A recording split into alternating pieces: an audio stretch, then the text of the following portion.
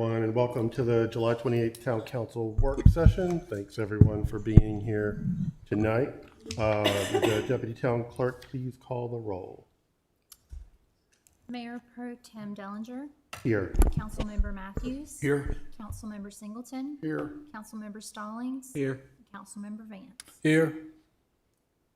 And now we need a motion for Mayor Gupton's excused absence this evening. So moved. Second. Motion by Councilman Stallings, seconded by Mr. Vance. All in favor? Aye. Aye. All opposed? And motion passes. Next item is adoption of the agenda. Anyone have any questions or comments about the agenda this evening? If not, I'll invite a motion to adopt the agenda. So moved. Second. Motion by Mr. Matthews, seconded by Councilman Stallings. All in favor? Aye. Aye. All opposed? And motion passes. We have no presentations this evening. Our first item of business this evening is development preview CZ 26004 Bennett Commercial. I will recognize our Assistant Planning Director, Aaron Joseph, to introduce the project to the town. Good evening, Pro Tem, council members, and members of the public. It's good to see everyone this evening. I'll give a brief introduction and pull up the developer's presentation here. So this first developer preview is for a Tier 1 conditional rezoning. The applicant, Beth Blackman of Timmons Group, has submitted the rezoning on behalf of the property owner Bennett Land NC LLC. And this request is to rezone 7 acres from multifamily B conditional to commercial mixed use conditional. This parcel is a part of the original Bennett assemblage that includes a mix of residential types. However, after town council discussions with the developer regarding the Blue Ridge tax exemption, it was requested to include commercial within that Bennett assemblage project. And so the developer has submitted this Tier 1 conditional rezoning. They have received 1 round of comments from staff to date, and those comments are generally to ensure that conditions exceeds the UDO standards and that commitments are meaningful. There were some comments related to site and building design enhancements. So without further ado, I will turn the microphone over to Ms. Beth Blackman to give you more details on this proposal. Thank you. Thank you, Aaron. Good evening, council members. Beth Blackman with Timmons Group, 5410 Trinity Road, Suite 102, Raleigh. Happy to be here. So yeah, just a brief overview, and I went ahead and dropped in a few things. Y'all probably know, you're very familiar with this site. So yes, it's right next to the rest of the Bennett subdivision, which is apartments, townhomes, and single-family cluster. It's across the street from Exchange at 401. Just north of the Costco 1010 McCullers intersection. So a little bit of background from your Garner Forward plan. Character typology is mixed use center. It is very close to retail areas, some residential and employment as well. It's located within a neighborhood activity center. It's also just outside of a community activity center that is located at the intersection of 1010. Current zoning, Ms. Joseph covered this, but multifamily B conditional, it was rezoned in 22, all for residential at that time with a reserve strip for some commercial later. But yes, this parcel is created on the south side of the new entrance road, and so we were looking to rezone all of it to CMX. Here you can see it, so there will be an entrance road coming in off of 401 through, but the property on both sides would then be zoned to the commercial, the CMX. Driveway access, obviously DOT will not allow any additional accesses on 401, So we don't have any site plan for this, but we know that the driveway accesses will be off of the interior subdivision streets. And we did, as part of the subdivision design, accommodate entrance locations. So you can see on the north side of the screen, there is a left into the site from the proposed subdivision street. There's obviously can be an entrance on the west side from that street that parallels the site, and then also an entrance could be on Red Oak Hill Road on the south. Permitted uses. So we recently did exchange at 401 commercial as well across the street. So these uses were very similar to that. Things that we had already taken out of that development, we went ahead and took out of this. I think there was 1 or 2 new uses that have been added to the UDO, so I made sure to pick those up off of the text amendments that have been added. Artisan shop was one of them. I don't remember if there was any others, but have uses. These have been adjusted after our staff review because a few of them were the S, for a special use permit versus a P. So we made sure to update those. But happy to discuss these or read through them if you want. But very neighborhood commercial type uses is what we're aiming for. Okay. And we can certainly go back to this page. Zoning conditions that continue on after the permitted uses being number 1. We did talk about adjusting the retail allowable to prohibit like tobacco stores, vape shops, smoke shops, those sorts of things. May want to, after our attorney looks at this, make sure it's worded correctly. But that was our first draft of adding that condition as staff requested. We talked about the building entrances, making sure that entrances were prominent and had a covered walkway area adjacent to their facade. One of the things that staff asked was a recommendation for building height, minimum 1 story with a maximum of 3 stories in height.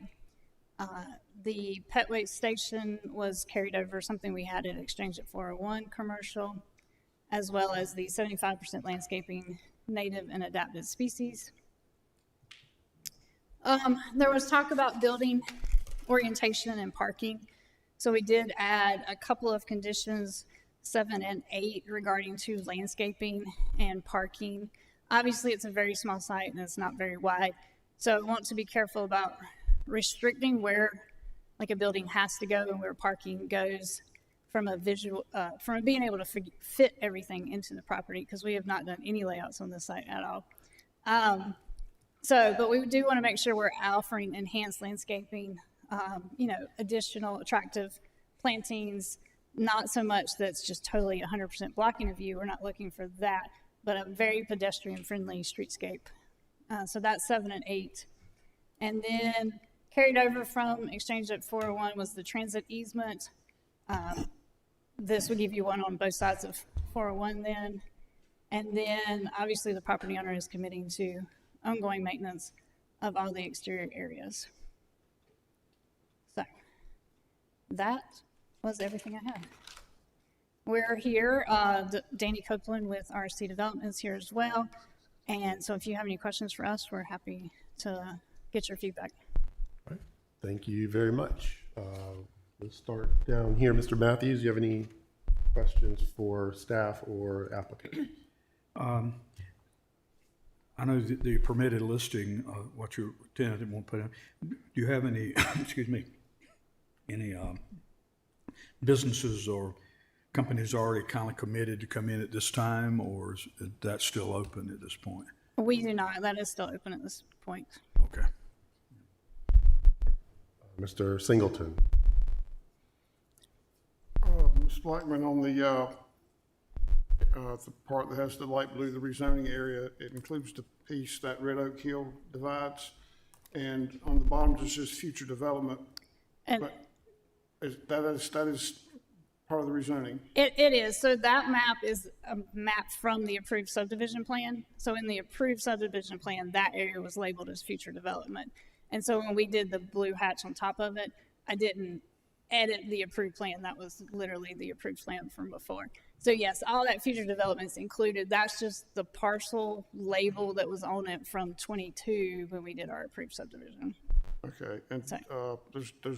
and I reckon right now because it's future development, there's no access zones, so that's just waiting for one other day.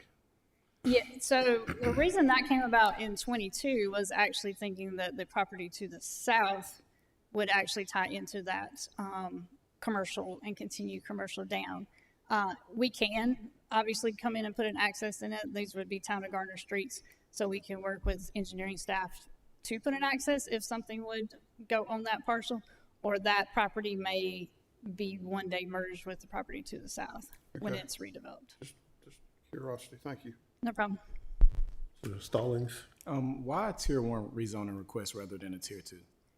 Well, mainly because I don't have any users. I don't have a design. I don't have an actual design or layout or plan for at this point. So I can't give you the map that would normally go with a tier two rezoning. So when we do a subdivision or have a user that comes in and knows exactly what they want, then it's very easy to commit to a map and a layout. But because I don't have users at this point, I don't want to do a layout and commit to that speculatively. And then when it doesn't work with a end user because it was a rezoning, we would literally have to rezone it again.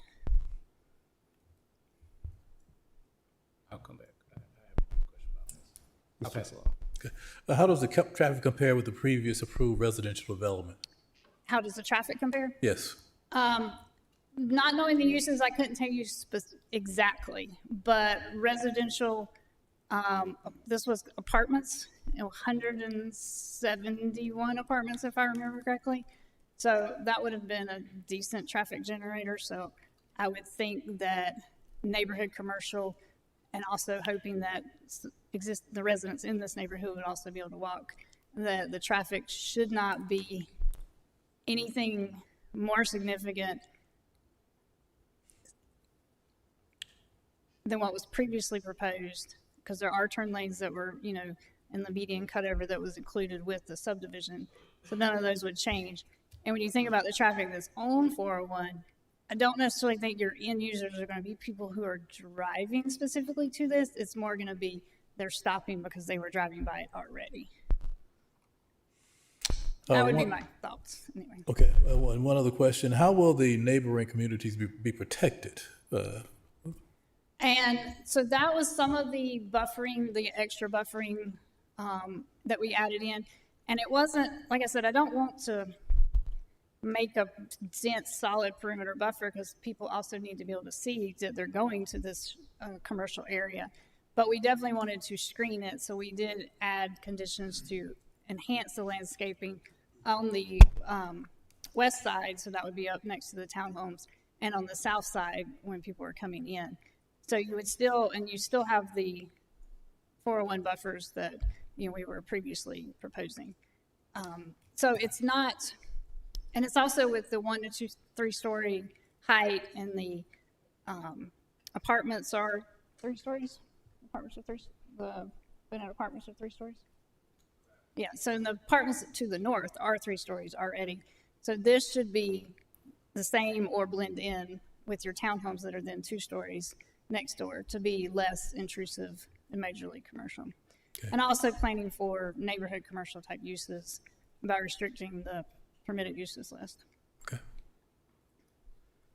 So one quick question on stormwater. Are you doing above ground, surface level stormwater?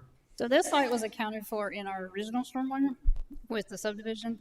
So that intention would be to carry over that this site would drain to the existing or the ones that are under construction for the subdivision at this time.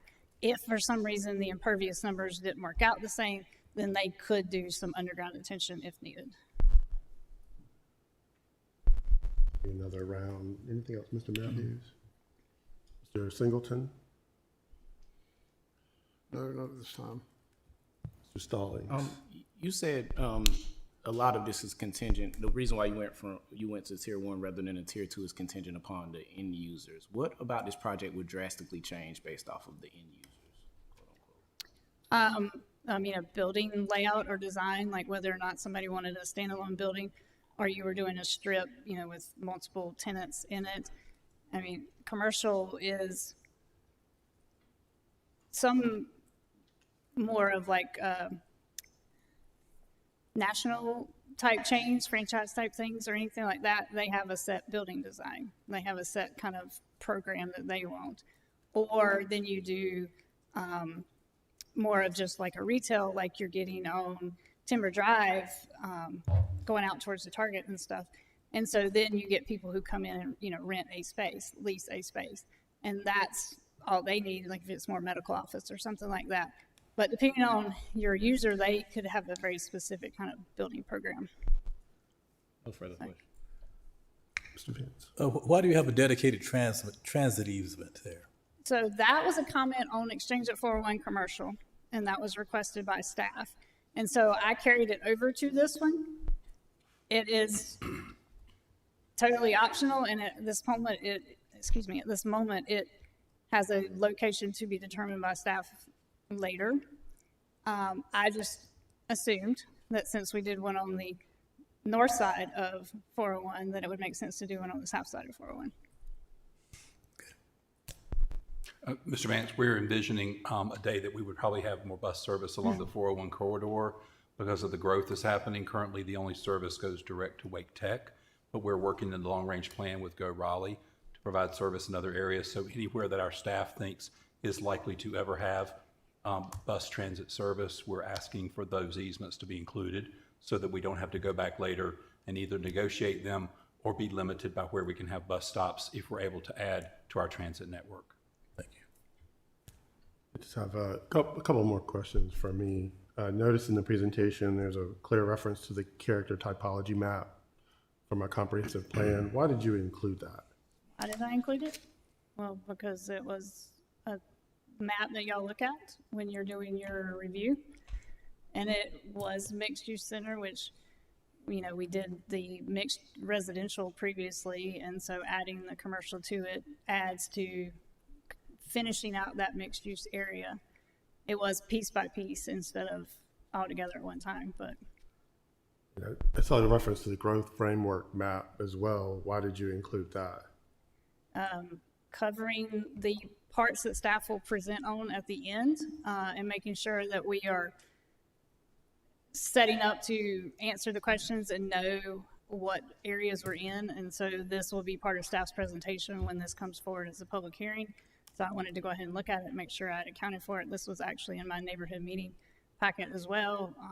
I covered both of these maps during that presentation. I don't see the development intensity map in here. Why is that not included? I did look at it and did not include it. That is one that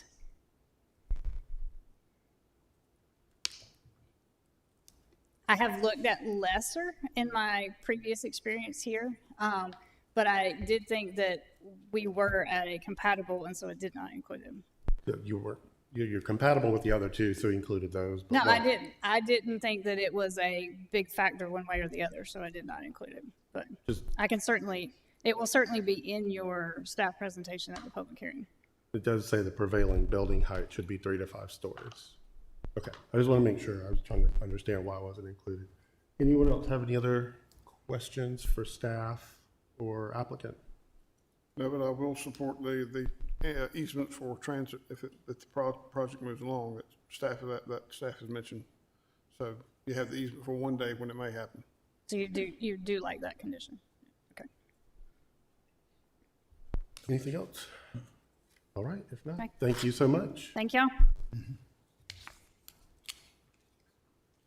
Our next item of business is CZMP 25006, 4800 Auburn Knightdale Road Apartments. And we will see Ms. Joseph again for staff presentation.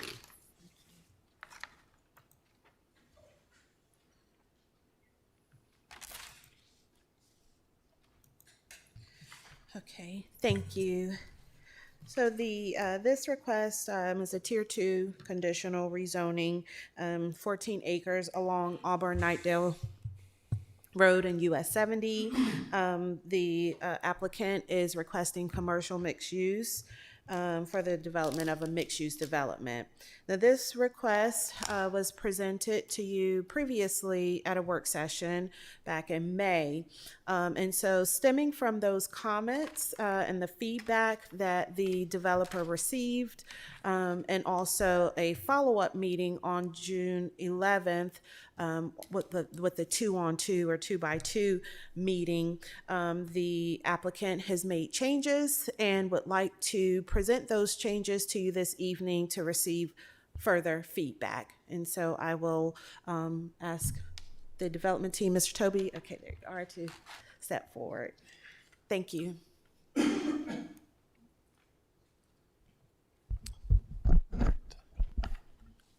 Good evening, Mayor Pro Tem Dellinger, members of council. Toby Coleman here on behalf of the applicant Brown Investment Properties on the 4800 Auburn Knightdale Road proposed rezoning.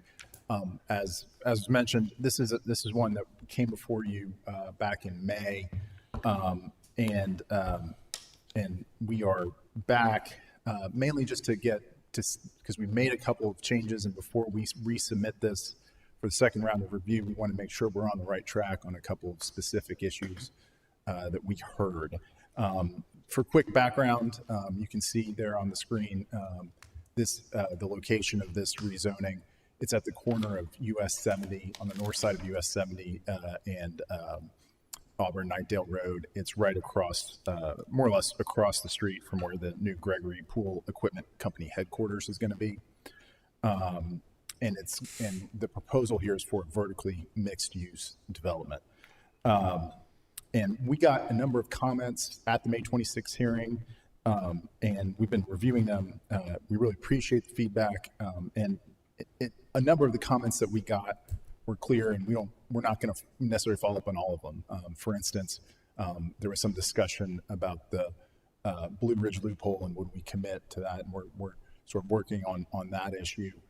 We don't need any further clarity on that. We understand the council's position on that, and some of these other things. But we're back on two issues. The first is that we heard some feedback both at the development preview in May, as well as in our follow-up 2-on-2 meeting about the amount of commercial or non-residential space in the development. We're going to show you that we've worked to increase that. We want to make sure we're on the right track. We also heard comments from Councilor Singleton, among others, about a desire for more open space. We have worked on that as well. Wanted to show you that just to make sure we're on the right track. As background, this is a site that's currently owned by the State Employees Credit Union and is being sort of developed in partnership with the State Employees Credit Union. It's currently actually already zoned CMX. It's just that it's got some really old zoning conditions on it, 30-year-old zoning conditions that basically really restrict what you could do on the site. And so there's really two reasons that we need to rezone the site, even though we're going from CMX to CMX.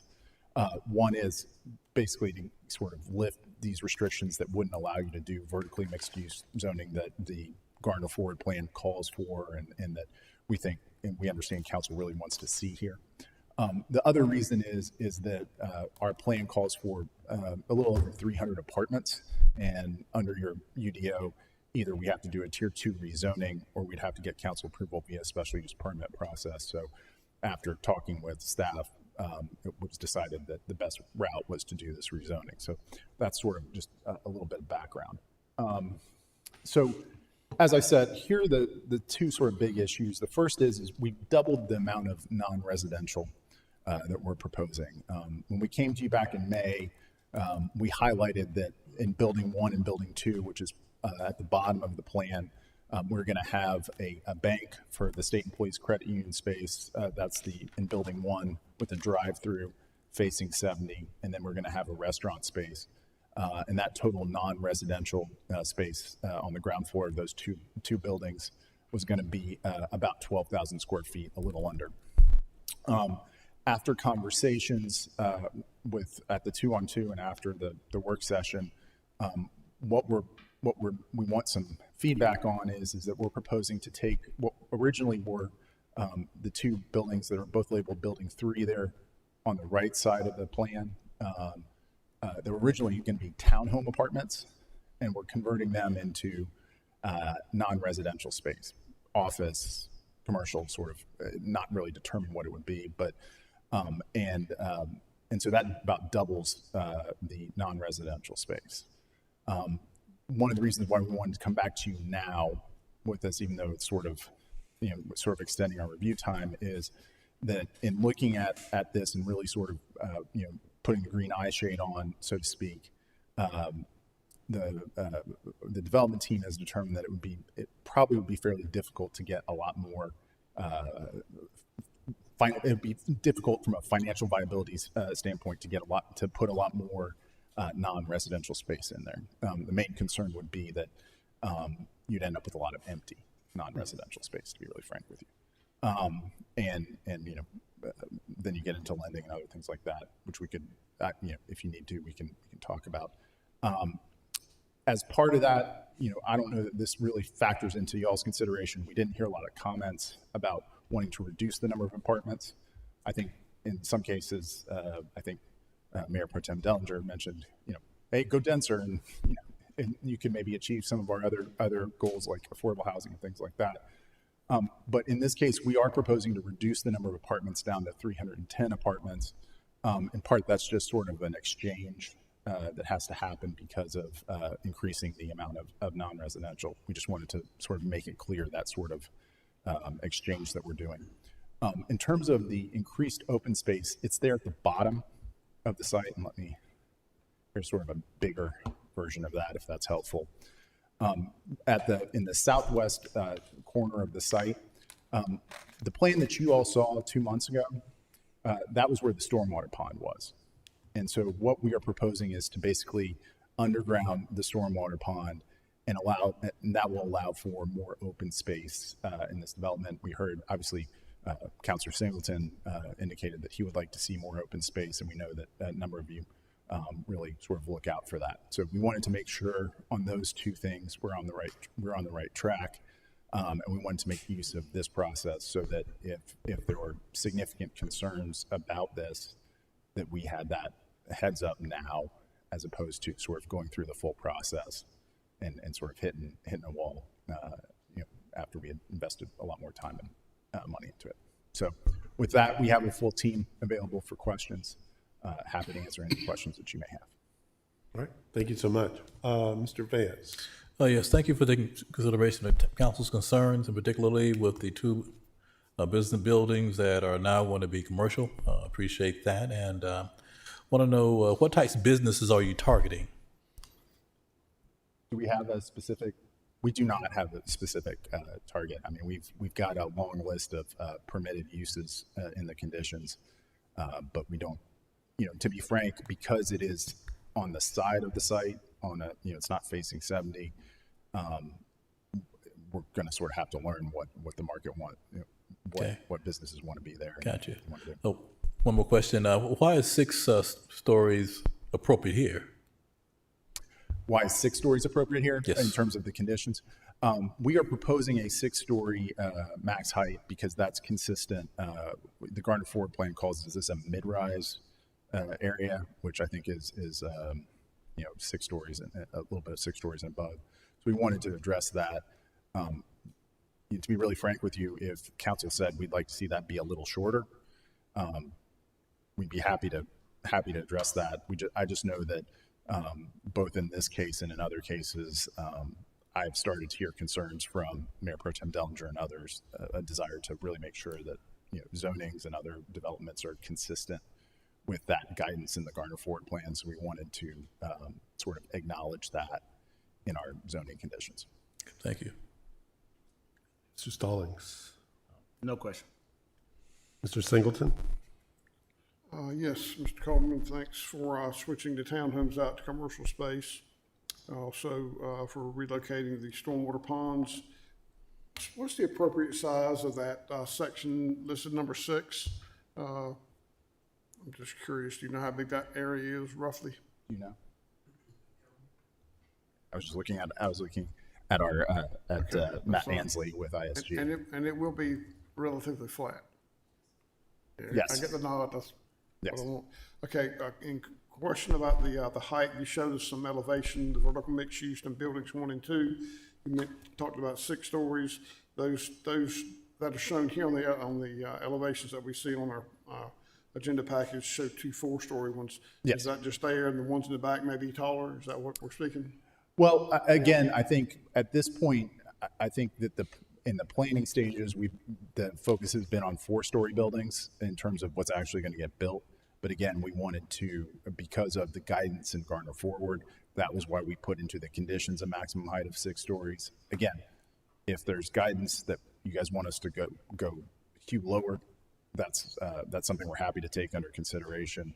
We've just, we were just sort of responding to some of the concerns that we had heard a little bit in this case, and then that I've heard in some of the other cases that I've brought before y'all recently, where there's been some discussions about wanting taller buildings. Right. Because of we're Garner using Forward. the space, the density, it might as well go up.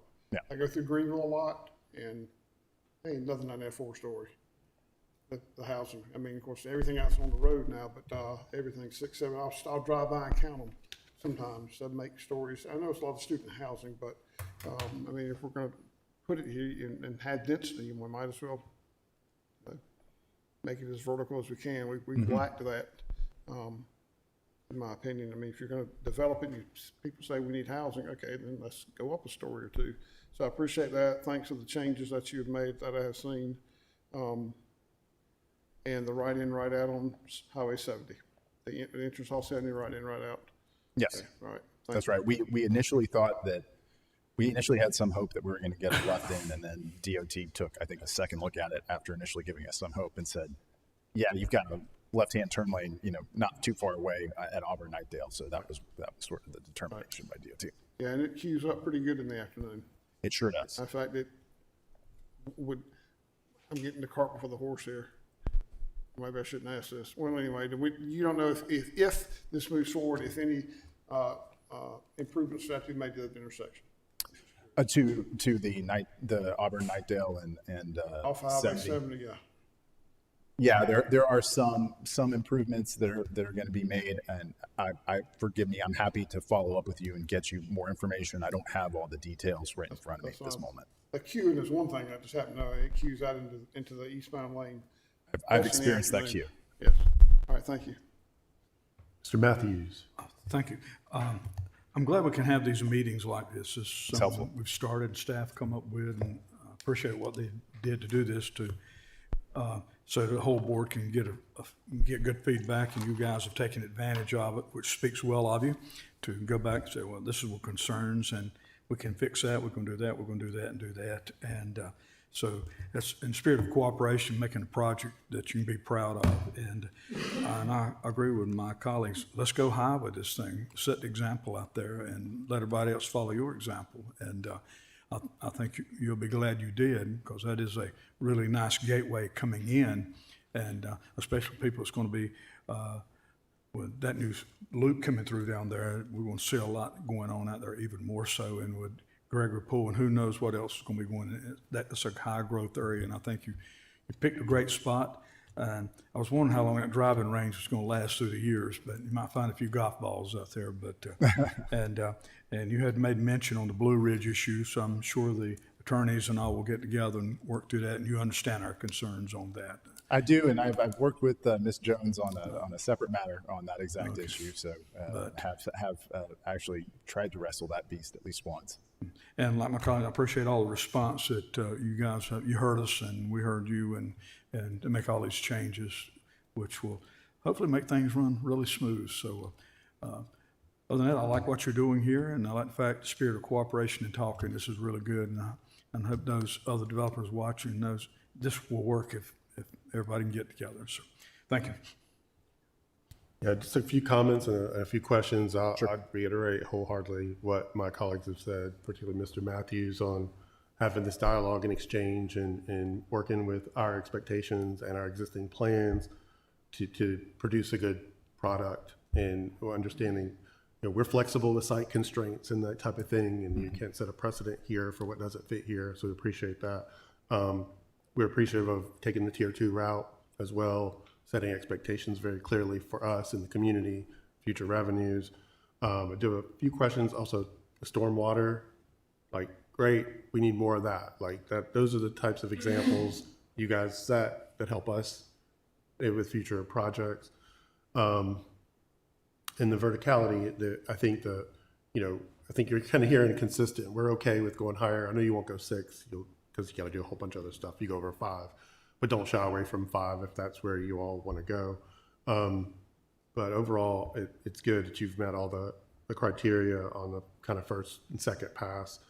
I have a kind of a question on, you mentioned the affordable housing, and we're kind of in flux in figuring out what we want to do, but we're open to all kinds of creative types of relationships and engagements, and it'd be probably another conversation for another time to reach out to the State Employees Credit Union and see if there are ways that they can work with us for creating products or something like that. Not attached to this rezoning, of course, but just saying there are other ways we can tackle that problem.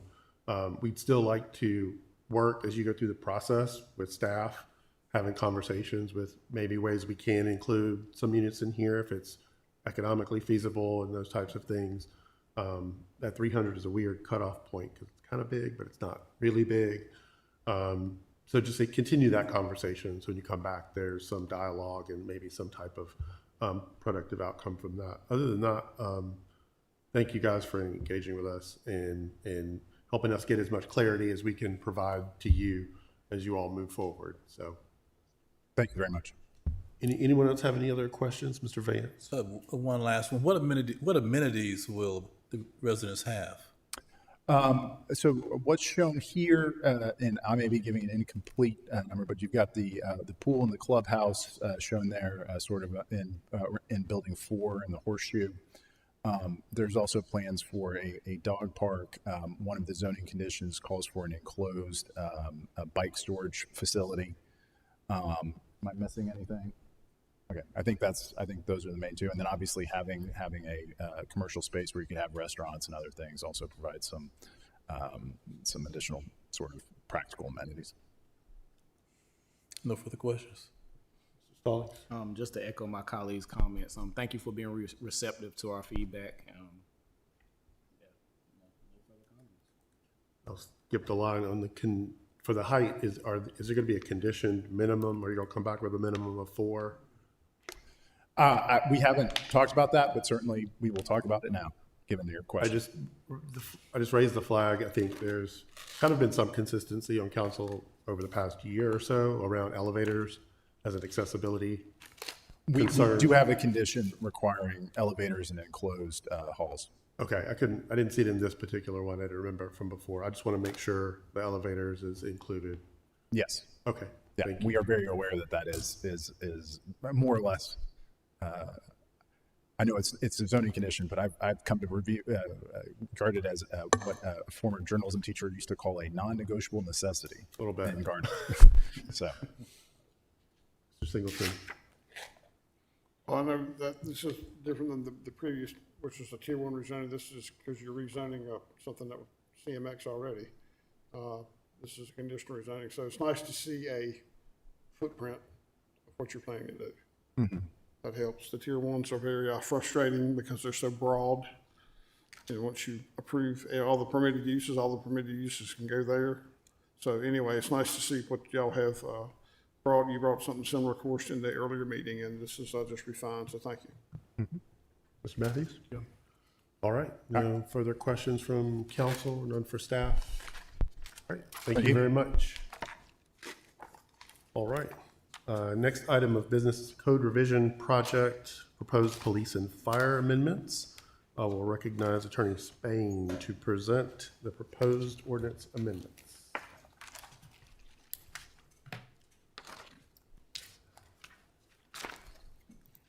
Good evening, everyone. I'm Assistant Town Attorney Diamond Spain, and I will be presenting our proposed amendments.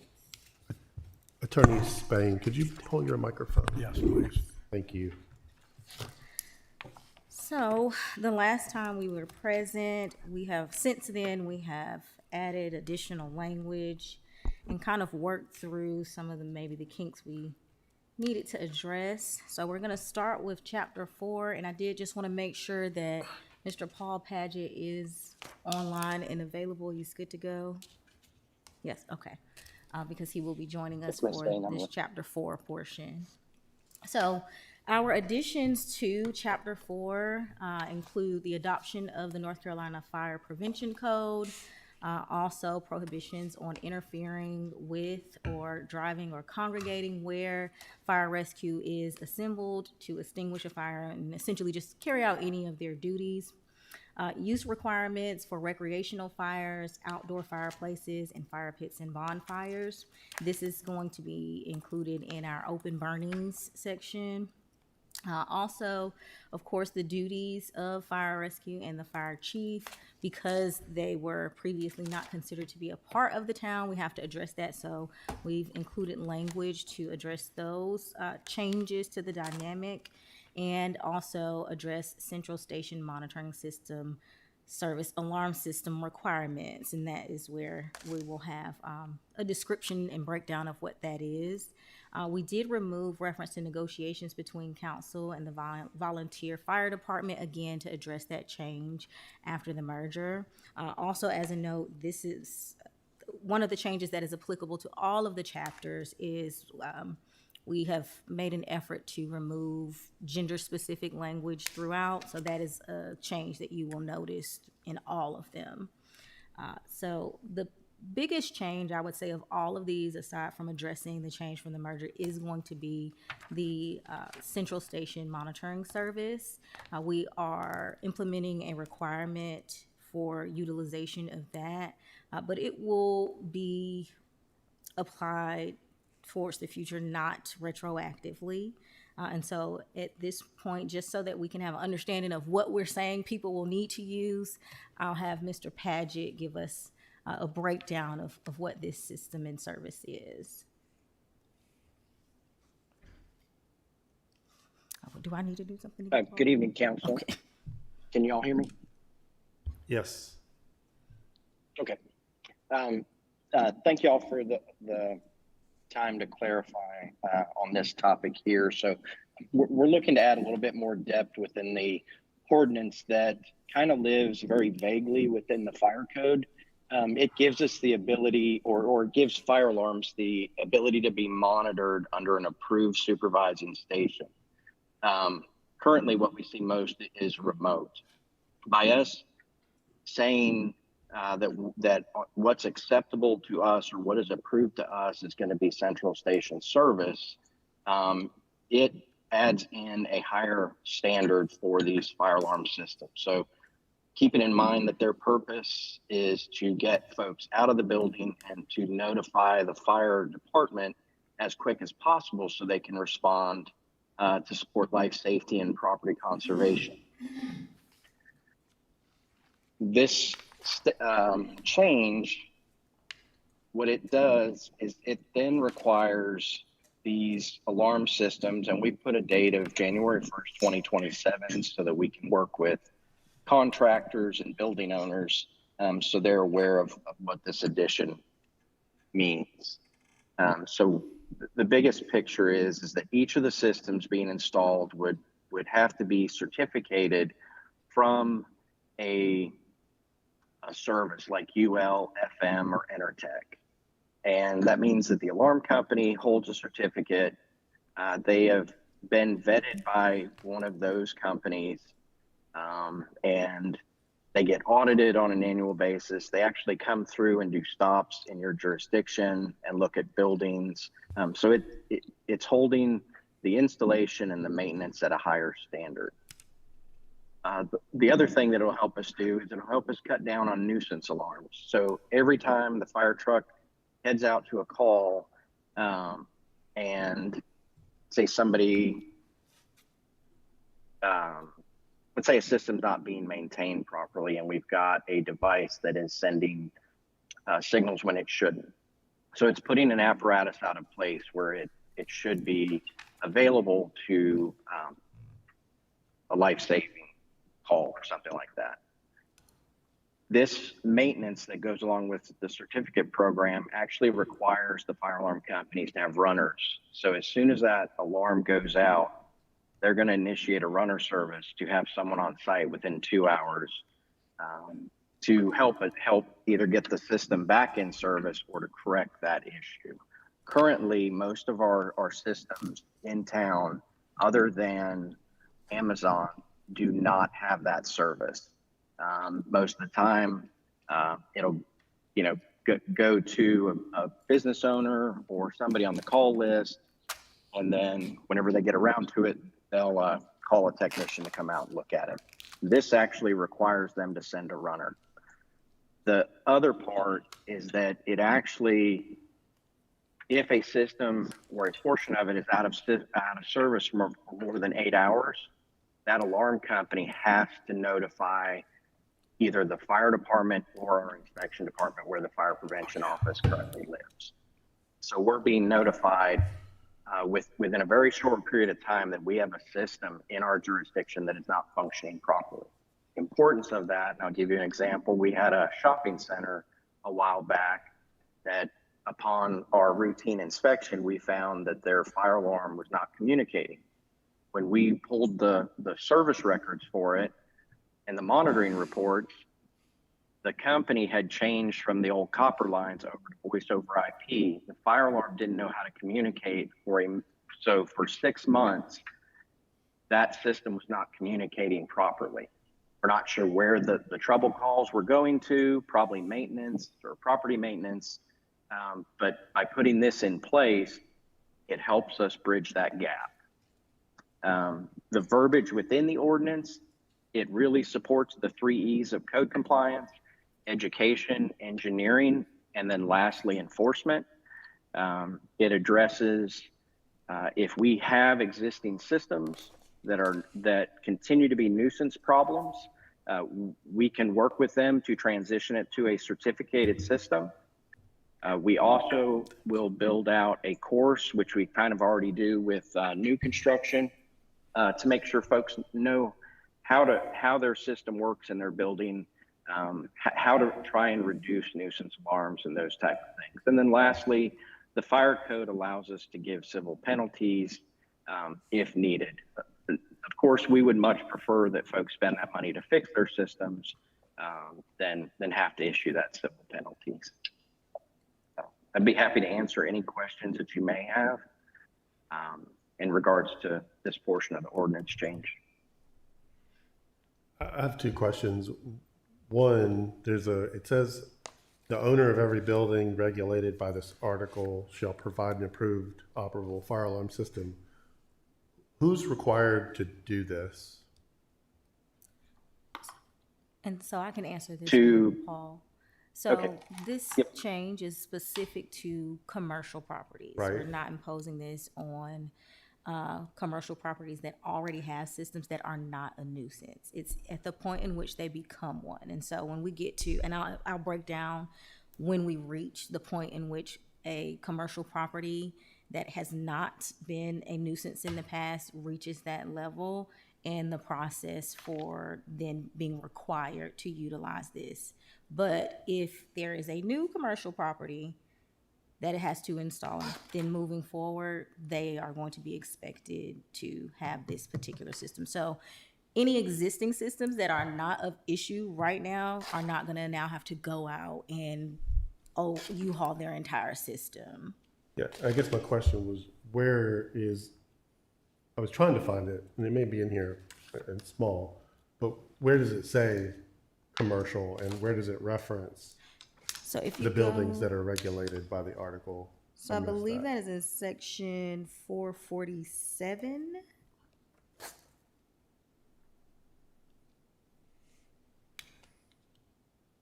don't have mine.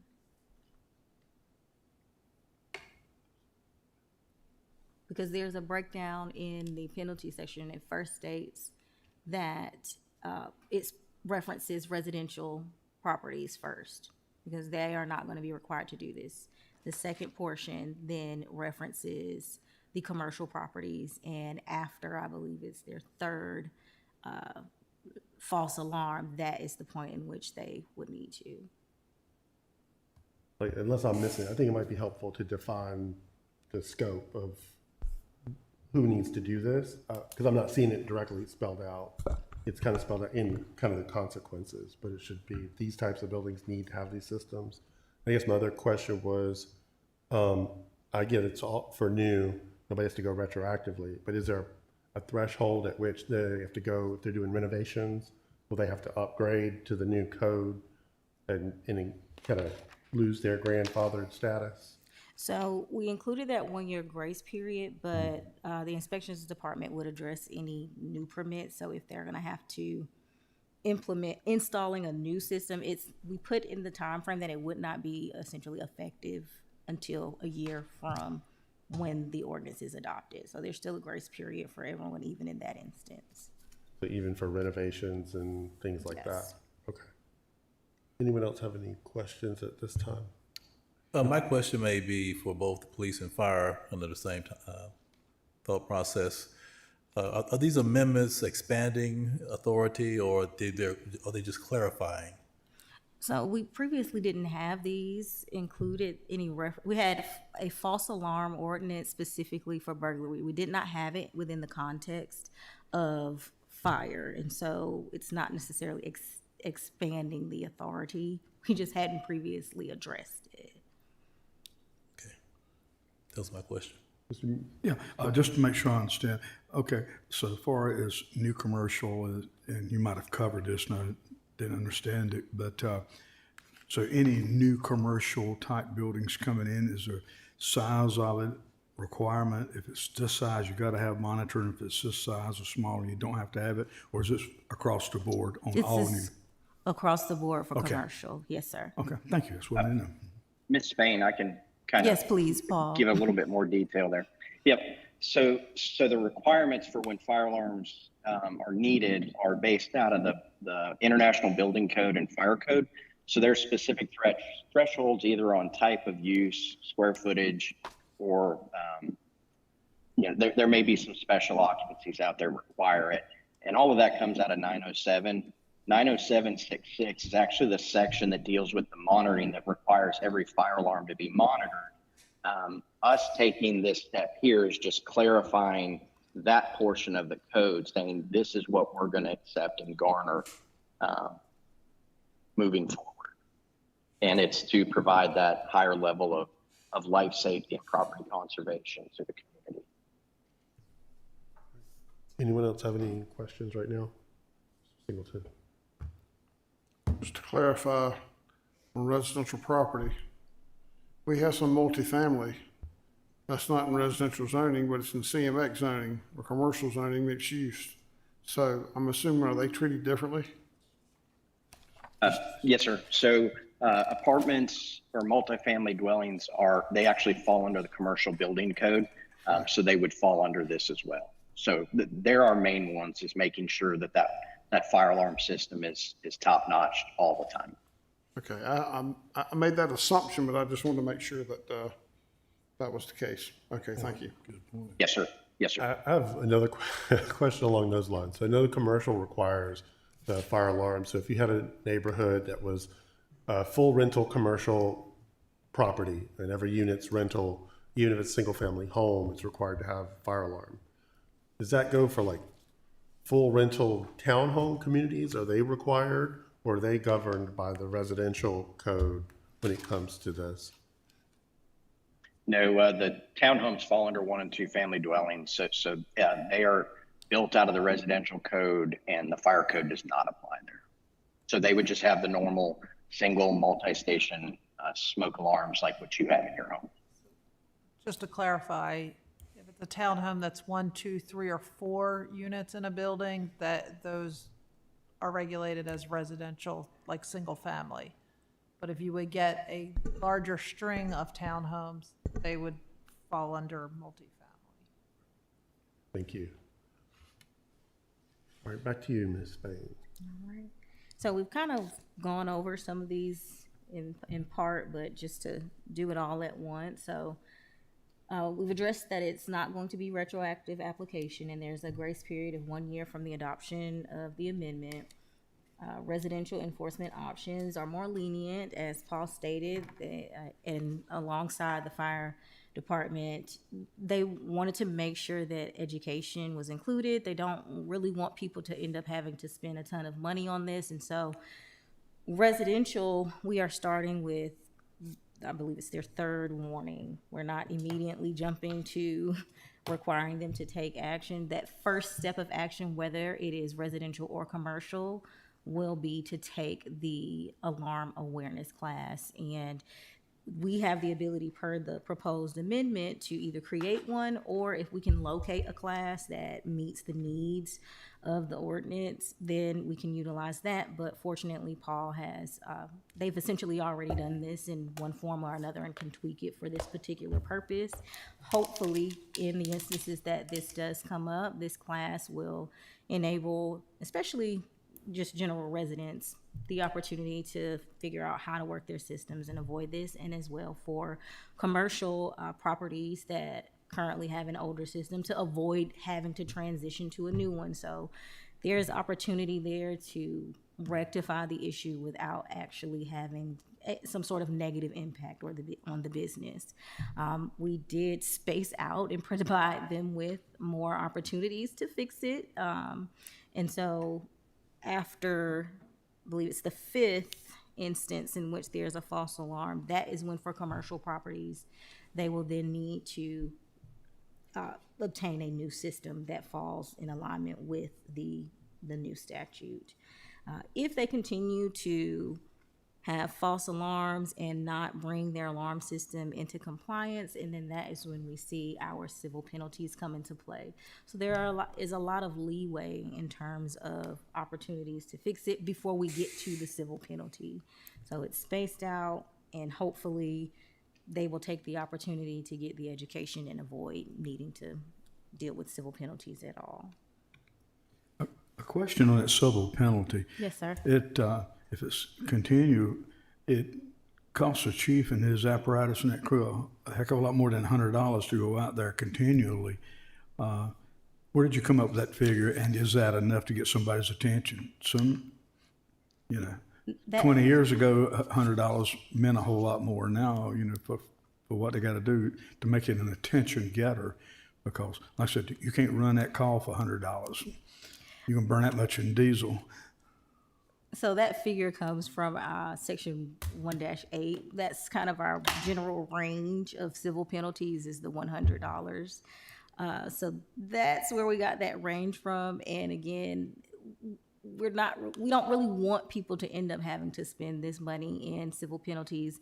Another provision that we are including is that if they do make a good faith effort to bring their system into compliance, transition it, even if it takes time, we will not enforce those penalties, and the money that has accrued can be put towards them actually fixing their system. So the fire department and inspections, really, we took the time to try to craft something to be fair and provide the community with opportunities to fix it. So they're being nice. So yes, $100 is not a ton of money, but the goal wasn't for the money. It was really safety and to have a better standard for the town for it. Council may recall that our civil penalty system, it's $100 for the first offense, and then it escalates as you go to repeat offenses for the same violation. And then each day or each time this occurs constitutes a subsequent offense. So that's in writing somewhere. That's in section 1-8 okay, of the code a few years ago when we had to go through the decriminalization process. Council increased, I think it started at $25 or $50 at that time. So increase that, but we can certainly evaluate it. At some point, we can't raise it higher than what our cost would be, so there would have to be an analysis of what sort of the average cost is. And because particularly this is a new enforcement program, we'd want to get some data on that. And the efforts that it's, the efforts that we put into it and the resulting benefits we get by reducing the number of false alarms. At some point, you'll have fewer, in theory, you'll have fewer and fewer violations of this. This $100 just didn't seem like an attention getter. So, Chief, I think you were Well, I wanted to provide some context from an operational standpoint from the fire department. So the goal in this is not for anybody to have civil penalties against them. The real essence is life safety. So is to bring all of these antiquated alarm systems that we have in the town that we deal with. We run approximately, in the half a year that we have data on this year, we've run almost 500 fire alarms, okay? So out of 8,000 calls last year, you can say about an eighth of those were responses to fire alarms. And so a context is to get these systems up to date. The reality is it takes more units to respond to commercial fire alarm activations because we have a big building to investigate. We have to confirm that there's no hazard present and so forth and so on. So the reality is this central station that's being proposed, it really captures the essence of making sure that all of the life safety and the life protection devices in the buildings are up to date and they're cared for and they're inspected by a registered agency. So I think that's the reality of it. And, you know, we have some things in there where the civil penalties, if you so choose to get your alarm system up to date, then that's the avenue we'd rather see you go. So it's about reliability, reducing risk overall for not only staff on the roads responding to the calls, but also to citizens that are in the commercial occupancies. I have a question. How big of a problem is this now? And is it erratic, or are there like some standard, consistent? Well, so the reality is the term false alarm or nuisance or whatever. A lot of times we respond to fire alarms, and the fire alarm is maybe categorized to the public as a false alarm, but it's really not a false alarm. The system operated and it detected something. The reality is this gives the opportunity for the system to function properly and reduce the numbers of times that occurs. We run commercial fire alarms daily. So it's a daily occurrence that we run, go to a building, there's actually no hazard, but we're not saying it's a false alarm because it could have been anything that triggered that actually gave an alarm. Anybody else have any other questions at this time? I just want to say from the fire department standpoint, I appreciate Diamond's effort, Terry's effort, and Paul on this. I think it's a very important step for us. This is not something you're going to see this year, but 30 years down the road, the data will show a much safer overall commercial occupancy. Yes. Thank you. All right. We will move to chapter 10 now. So chapter 10 is our motor vehicles and traffic chapter. So we are adding reference to the traffic control map. We also added a proposed amendment for making sure that grass or weeds are not left in drains on the sidewalks or in streets. Also restrictions on obstructing access to mailboxes and mail zones, and then electric assisted bikes. So I will go into a breakdown for those. Then as far as portions that we're removing, because we are adding the traffic control map, there will be a significant portion that is removed because it will be addressed in the actual interactive map. And so that includes a list of stop sign intersections, intersections which require vehicles to yield the right of way to vehicles on through streets, the list of speed restrictions, and no parking zones. So presently in our code, there's a long list that states what each one of these are. And so that will end up causing a decrease in a significant amount of the pages in our ordinance. And I think, it's visual, it's more interactive, and we will have Alex Bone discuss that. That will be the next portion that we go into. And so, Alex, thank you. While he's pulling that up, I just want to clarify, you'll still have to adopt these traffic control measures by ordinance for any new subdivision or development. It's just that we will lose pages and pages of our ordinance book by not having to list everything out in a text format. But you'll still be adopting ordinances. They just won't get codified into the code of ordinances, they'll be codified basically onto the map instead. Good evening, members of council. You previously saw this at a previous meeting, and in all honesty, there's probably not much change. This is more of a refresher of what we're doing here. So biggest thing in terms of reducing page number is stop and yield sign conditions. I believe it's around 800 or so stop sign conditions that we're putting on a map instead of a large list. This also includes yield sign conditions, school zones, in which we have a few on the books, parking restrictions, speed limit ordinances, and what I've called miscellaneous restrictions for now, but are mostly just through street restrictions. I can go through each of these or take any questions. Anyone have any questions?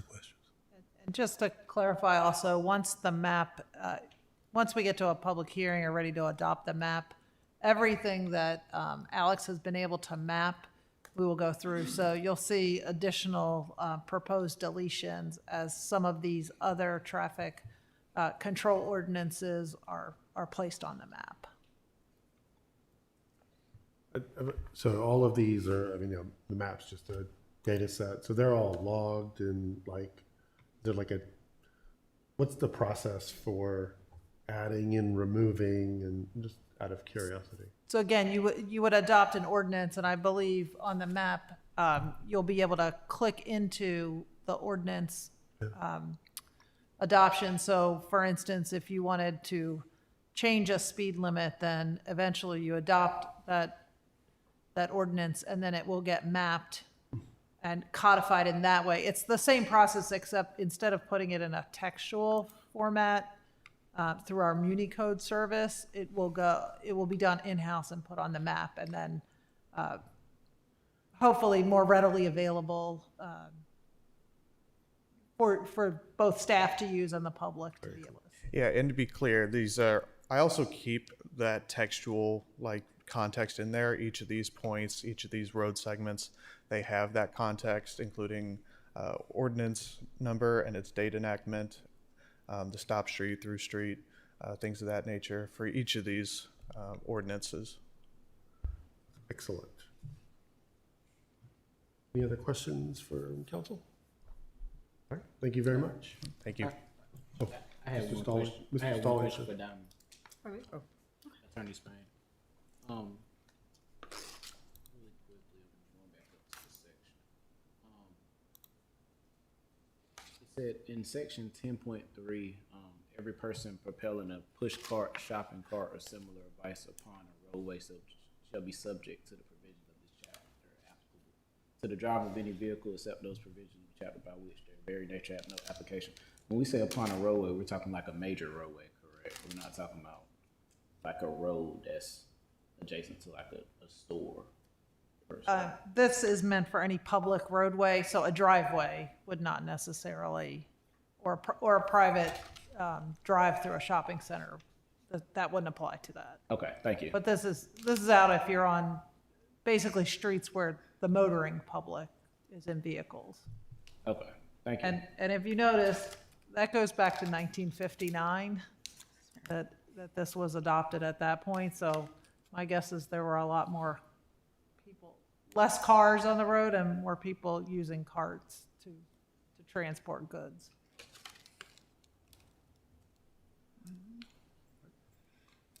We now move to electric assisted bicycles. This section, previously when we came, the state had not actually created these classes. It had been proposed, but now they have actually passed it, and it will become effective as of December 1st of this year.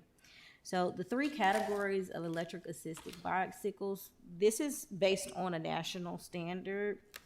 So this is not just something we'll see here. It's already in use in a lot of other places. So it's broken down into three classes, and those three classes are based on the speed, the whether or not there's pedal assistance, and also the wattage of the motor. the baseline is that the motor must be no more than 750 watts. And so that is your starting point. If we exceed that, then we are no longer looking at an e-bike. We are looking at something that will have to fit into another category. If there is motor assist only e-bikes, this means that it will actually accelerate when the rider is pedaling, and there is a maximum speed of 20 miles per hour. That is class 1. In instances where it is motor propelled, but the rider does not have to actually pedal, so it will accelerate using the actual motor and has a maximum speed of, again, 20 miles per hour. This is a class 2. The difference is the rate at which it's will increase to a certain speed. And then class 3 is that the motor assists only when the rider is pedaling and has a maximum speed of 28 miles per hour. And in researching this, because I am not familiar with e-bikes, I did find that there are some e-bikes that exceed that 750 watts, but they, by standard, will cap them at 20 miles per hour. So in that instance, we are looking at a motor-driven bicycle, which the North Carolina statute also addresses. And so we may not be able to categorize everything, but for the most part, we will. Town Attorney Terry Jones did remind me of your question, Mr. Stallings, about slingshots. So slingshots are considered autocycles, which technically, per the statute, are motorcycles, but there are a lot of exclusions that apply to motorcycles. So in our ordinance, I did not utilize every single definition from the statute. This one is coming up a lot across the state in a lot of different places, specifically Holly Springs comes to mind. And so I focused on the e-bikes, anything that might fall within that range of categories where we may encounter some gray area. Those were the focal points. We also got quite a few public comments on what should and should not be regulated, or where people think that e-bikes should be used. And so what we've come up with, and I did speak to, of course, police on this as well, is that class 1 and class 2, those are the ones that have a maximum speed of 20 miles per hour. Those will be permitted on sidewalks, greenways, and multi-use paths. So pretty much most pedestrian right-of-ways, they will be permitted. Class 3 is where they will only be permitted in bike lanes and roadways. Now, I understand that right now Garner does not have a ton of bike lanes, but the concern is a balance for safety for pedestrians. And so we also did include language as far as how class 1 and class 2 e-bike riders should operate their e-bikes when they are on those pedestrian right-of-ways. They are still required essentially. Yes, sir? Yeah, I have a question. This is an enforcement question. Yes, sir. Someone's riding an e-bike. How do you know what kind of e-bike they're riding? So that is going to be a matter of whoever is enforcing it is going to have to determine that. Most e-bikes do have names. We do have Mr. Tyler Rose here for the police department to give you more insight on that as well. With doing research on this, even though it's governed on some bikes to 20 miles per hour, people can bypass that. So it's going to be on an individual base of us going up there, seeing what the bike is, getting more familiar with each bike and seeing like what kind of ways that they can be manipulated. It's still new to us. We're still trying to figure out that part of it, but it's going to be a tough on enforcement action. You know, it's going to be very rough on us trying to get used to it. So, yeah, I think that when this came up before and we were just talking about it, it was really speed was the issue. And so I'm not sure, like that's an enforcement issue, but I think there's something we need to do with speed and figuring out how to regulate that. I think about like the sidewalks and greenways, and people aren't used to people flying by on even bicycles, you know, on some of these greenways in the park. Anyway, Mr. Singleton, you had your hand up. Yes, I've read trying to learn more about this, and some of these motorized bicycles or vehicles can go faster than 20 miles per hour and cause problems.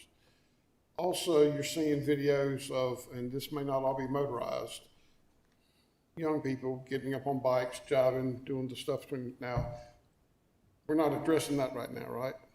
Are we addressing the threat of people in the middle of the street who are causing, I may be getting way out of line here, but I've seen that. I saw somebody got arrested in the town for going up to people and doing that and creating a nuisance and the threat that people felt. Are we going to address that sometime?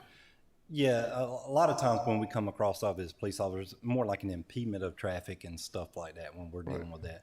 And a lot of it's education, a lot of it's getting up with the parents and different areas, of people, doing them violations. So we're really starting to educate and really talk to the family members and people that are on them bikes about the dangers to both the citizens on the sidewalk, if this is the case, and to the public that are driving cars down the roadways.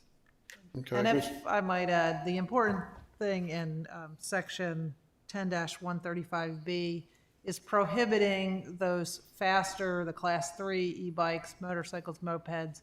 We're prohibiting them from the greenway, sidewalks, multi-use. So we need to define these things so we are able to also do that prohibition. And then where it's shared facilities, there are some regulations in how bicyclists may use the sidewalks with pedestrians. So it becomes somewhat subjective. Are they exceeding a safe speed? Are they not yielding the right of way to pedestrians? And then how are they passing those pedestrians? So while it doesn't address your sort of maneuvering kinds of things, I think a police officer who's able to observe this behavior that might be harmful to pedestrians or other users could cite under this proposed ordinance. So I think for me, it's like, take a normal bicycle. Normal bicycle, you don't have this is a 10 mile per hour bicycle. This is a 30 mile per hour. They can do whatever the user wants them to do.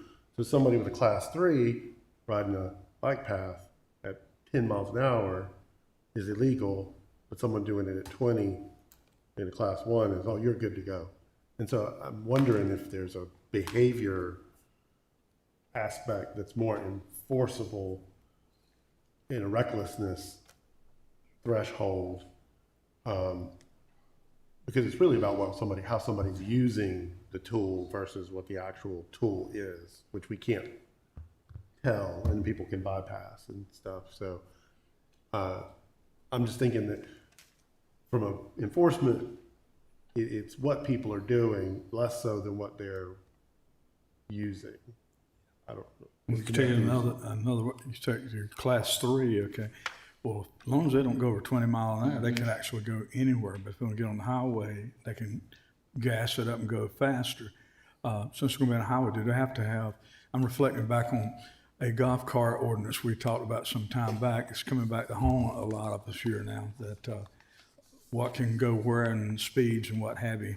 And we got an unknown right here right now. I don't know how the police is going to deal with a class 3 to a class 2, because I say, well, it's a class 3, but I'm not running at 20 miles an hour on the sidewalk. So how does that work?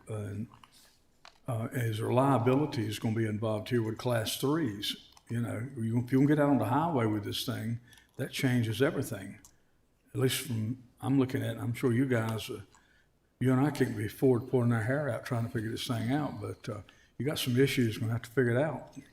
And I don't know what the answer is, but I like the bikes. I think it's a wonderful thing, but there's a lot of unknowns here, so I don't envy you what you got to do. You're right, sir. There's a lot of unknowns early on in this. We felt like this was a good place to start with defining these different classes and trying to start with who can go where, and then we may need to branch off from this eventually and talk about some of those maneuver aspects of it and what kind of enforcement we could have on that degree. Because every town's got to deal with it. Yeah. One way or the other, and they're everywhere right now. They are. It's like Mr. Dillinger mentioned that some of the kids get on their gray one into parking lots and kids are kids, you know, it's a bicycle. And so, They can be very dangerous. but we got to start somewhere. I agree with you. And I think this is a good start. So I've learned a little bit how fast a class 3 can go. Mr. Stallings? I have a comment. I think Councilman Matthews makes a great point. With a class 3 being able to go up to 28 plus miles per hour, would it make more sense to have a general speed limit of you can't go above 20? Because he's right. I mean, if you have a class 3 that's going 20 in town while nobody is looking, and then once they get by themselves, they're going above that. They can pretty much go anywhere in town. Would it be better to have just a blanket general speed limit on e-bikes? I think the intent was to exclude class 3 from being on sidewalks, period. Of course, in terms of enforcement, they're not necessarily going to be able to know that, but we wanted to say this is not prohibited to avoid that altogether.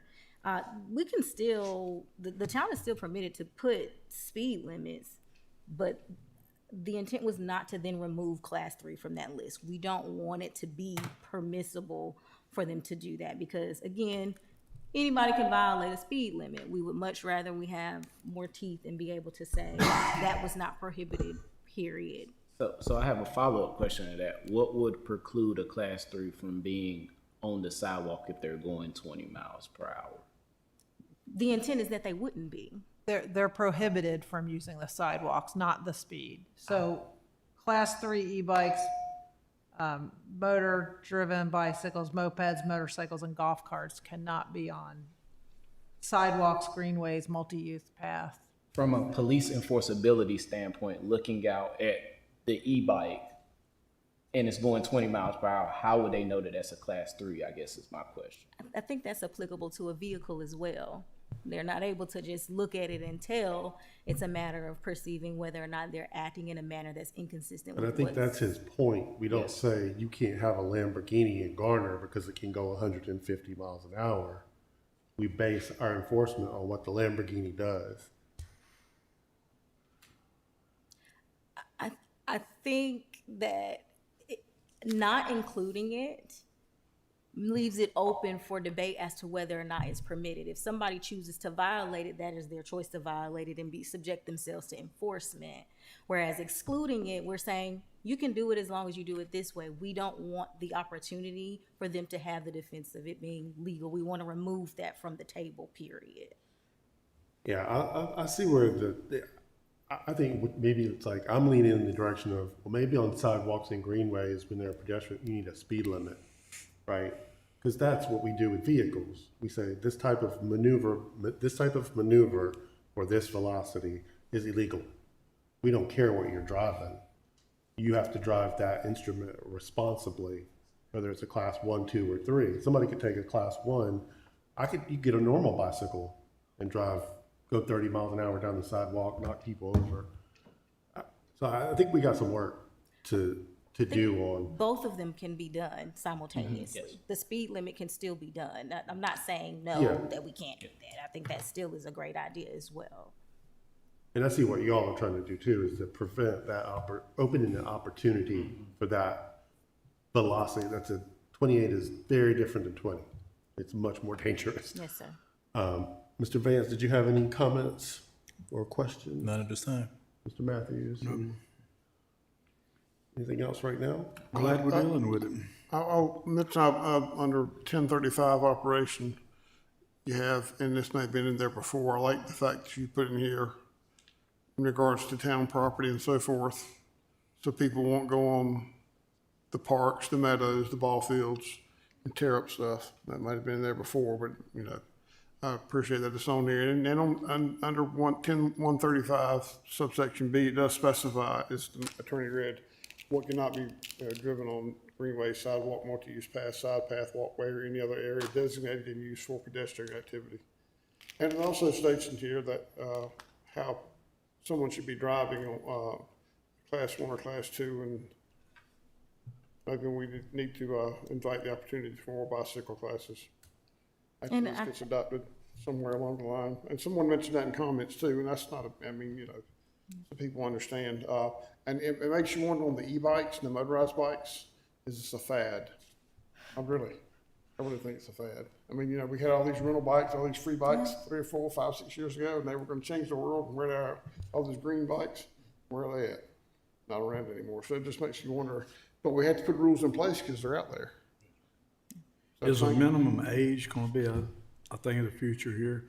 Can a 10-year-old get a Class 3 and get out on Timber Drive? That's something we can certainly consider. You just brought it up. I gotta think.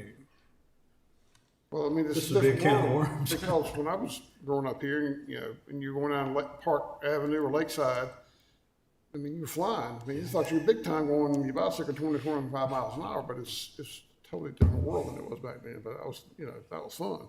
But nowadays, it's we're specifying where pedestrians are. We're trying to make it safer. So it's a lot of change. I appreciate y'all. This is a good start, that's for sure. Yeah. And as y'all learn more, there was, Raleigh had something on, I forgot, REL, the News Observer, a month or so ago, and had an officer explaining in about 2-minute video the differences, what people should do, et cetera, et cetera. And maybe once we get this adopted, maybe police will do something that, and communications can get it out, just to have it out there. Yes, sir. I was going to mention that. We're going to work with the communications team to put out some information. Early on, it's going to be all about education, not only to the public, but to us. We've got to learn what these different classes are and what they look like. Right. Yeah, I think the education is important. Have we seen injuries yet related to e-bikes in town? Yeah. Oh, here in town? Not necessarily in town, but you see it around. Yes. Okay. There was a recent incident, and I apologize, the city in North Carolina escapes me, but there was a child who was hit. I want to say he was 16 years old, was hit head on by a car while driving his e-bike. It's mainly kids. That's where the primary safety concern comes from. But I wanted to come back to a few of your statements in regard to the behavior. That shared facilities section, I can certainly go in and continue to work with the police department even between now and then to see what changes can be made, because that section really kind of addresses the behavior, so we can add some more teeth there as well. And I think in concert with the general education, like signage at the parks, like about them saying, be courteous, that kind of stuff, once we get that in there. Thank you all for being proactive. I do have a question now. Yes, sir. How were these amendments compared with other municipalities? Yes, absolutely, sir. And they're similar? Yes, sir. The one that I want to say was done the earliest was Holly Springs. There have been, I want to say, 2 more that were recently adopted. I want to say Raleigh has one as well. They're coming up fast because the e-bikes are becoming issues throughout cities, and so what we're really trying to do is be proactive before it gets here. Okay, thank you. No further questions. All right.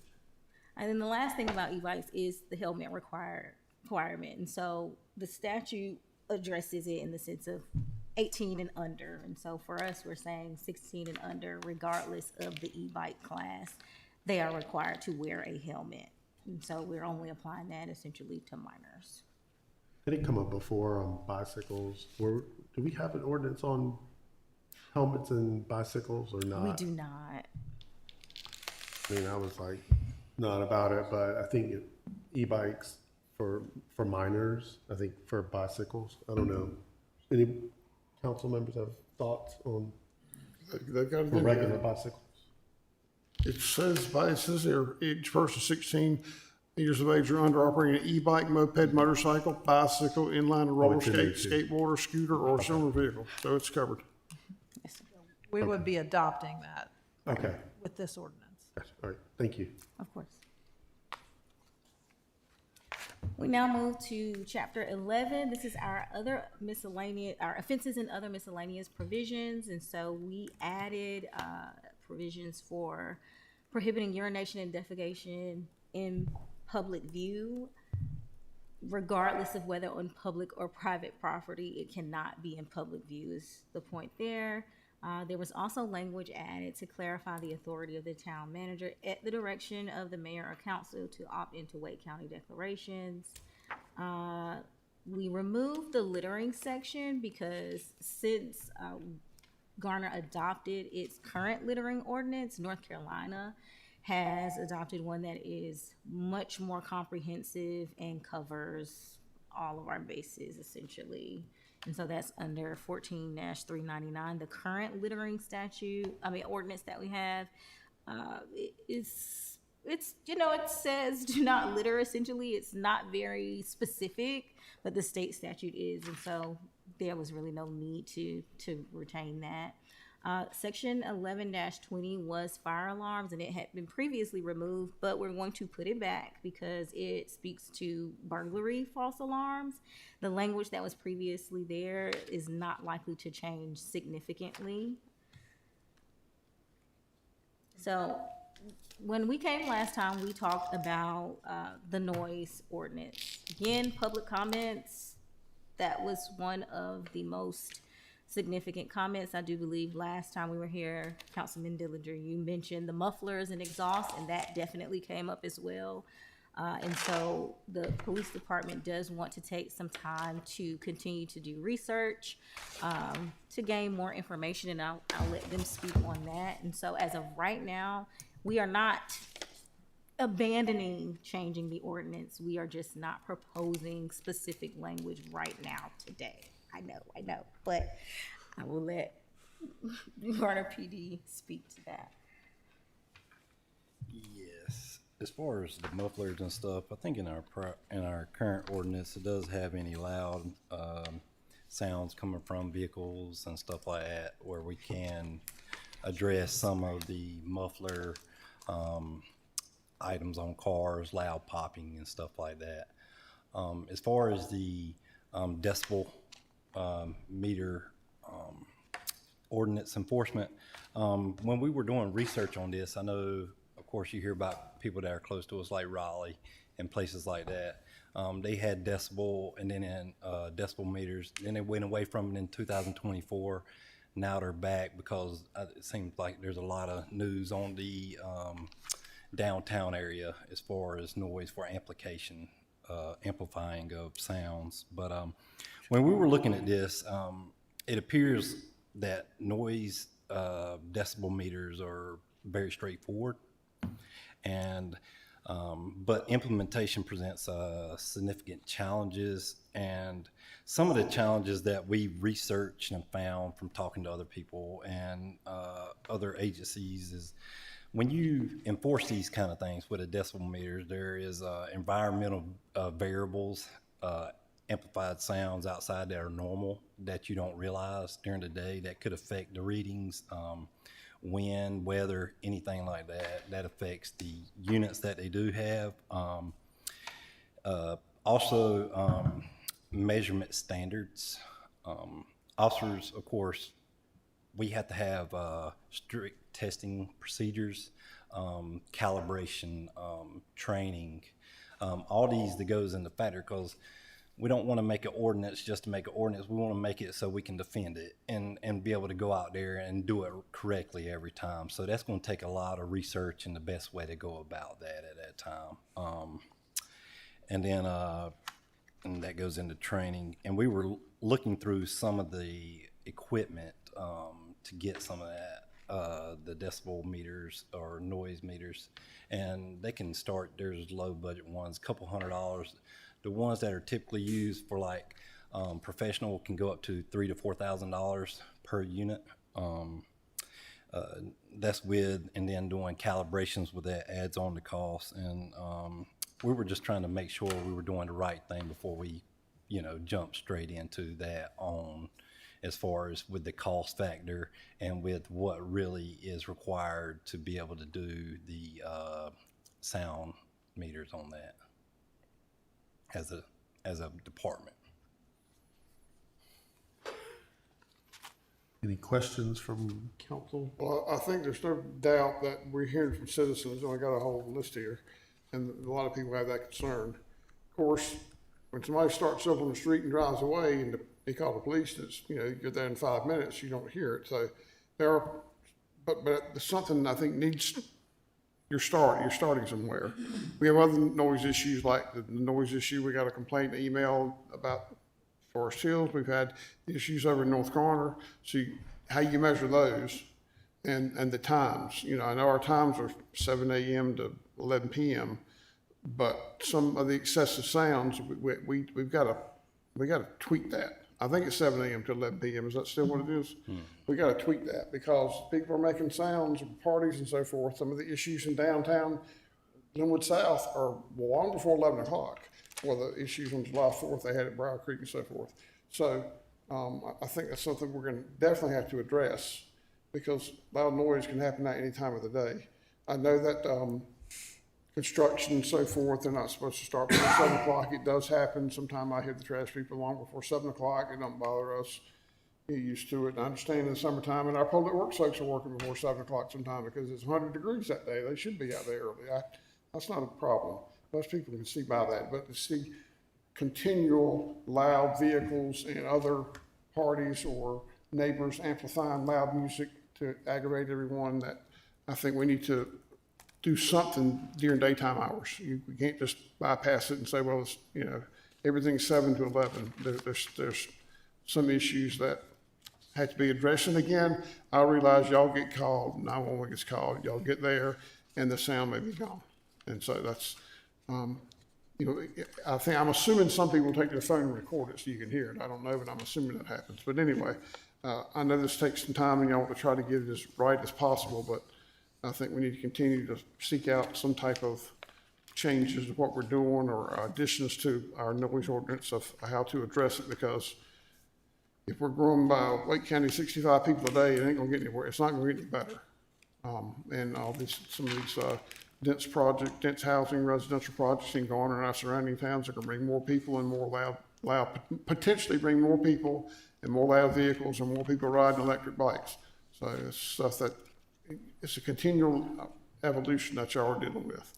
And ordinances have to kind of try to keep up with it. So I think I'm not speaking for everybody here, but I think all of us agree that we've heard from people about loud noises for a long time. And y'all have too. It's no surprise to y'all. Yeah, and legal and the police departments are having some discussions on enforcement that can be done when a police officer isn't able to actually observe the noise, with the complainants giving affidavits. And again, we have a civil penalty issue. I know in the past, the courts, some of the judges have not been upholding criminal penalties on noise. So by having civil penalties, we're not going through the court system, but we would want there to be someone who's willing to swear under oath that this noise was, as the statute said, or I mean, as the ordinance says, unreasonable, disturbing, detrimental to their health and welfare. But noise is a troubling issue everywhere, and so, noise is sound that someone doesn't like, and people have different standard, and sensitivities to different kinds of noise. There's also a difference between the occasional noise and the chronic noise that impacts certain individuals. So we will work on, and again, this may be a place where we try to do some more public education about being a good neighbor, and the fact that the level you play your music at may be disturbing to someone else. But we can think about also changing those hours, because right now, I mean, we have one part of the ordinance that's prohibits it between 11 p.m. and 7 a.m. and another one between 10 p.m. and 7 a.m. Particularly for that amplified music, those kinds of issues. And I will say on the department side, we have spoken to our officers. The first civil penalty is a warning. I think that's a good start with anything. We need to start addressing that more sooner. Even though some of these are one time off, a large majority of the noise complaints, most of them are one time, and it usually handles itself after we go over there and talk to them. Seems like people are pretty respectable. But then maybe, just going ahead, because the first one's, of course, a warning. go ahead and get that started earlier in some occasions, which, usually that's big parties where we're trying to work with people. We're out there with 30 to 50 people and trying to make the best out of a situation a large majority of the time. So. Any other comments? How much more do you have? We're coming up on break time. Okay. They're really, really short. Okay. Really short. You think they're going to be short? We'll see. So we have our police chapter. We only have one major change, I would say, is just the deletion of the auxiliary police. And then we have changes to the language to align it with our current government structure of council manager form. And so those were the only changes in that chapter. We then have chapter 18, which is our weapons and explosives chapter. And so because there have been new parks, we've added language to include the specific list of parks. That means Greenbrier Park, Tennis Court, Garner Recreation Center, Garner Senior Center, Annex Gym, Jurgen Park, Athletic Fields, and Jackie John Senior Community Park Basketball Court. Those were all added, and then we also added language to include swimming pools because it did not explicitly state that in ours previously. So those were the only changes that we have for our Chapter 18. So we do have our public comments open. We are sending out requests to the public via social media to give us feedback. We want to hear from them. As of right now, the main comments are for noise, mentioning the loud exhaust mufflers and loud music during daytime hours, and also e-bikes. But the topics for e-bikes vary from person to person. Any additional questions from council? Anybody? Good job. All right, thank you very much. Thank you. So now we will need to entertain whether or not we will proceed to public hearing, which has a proposed date of August 18th, if council finds that we are at a point where it is appropriate to do so. That work is the proposal to put that on a consent agenda for the next meeting. Well, it depends on whether you want a public hearing and allow the public to come in or want to adopt. None of these particularly require a public hearing. So council has that option. I think we in favor of a public hearing for these. Right. And then I would recommend that we would actually hold 5 separate public hearings so that we can make sure that the comments are addressed to each. And we're not jumping back and forth between different ordinances. Any comments from council, feedback? 5 separate public hearings on August 18th with the 5 separate categories. Right, unless you wanted to separate them up into 2 different. Yeah, right.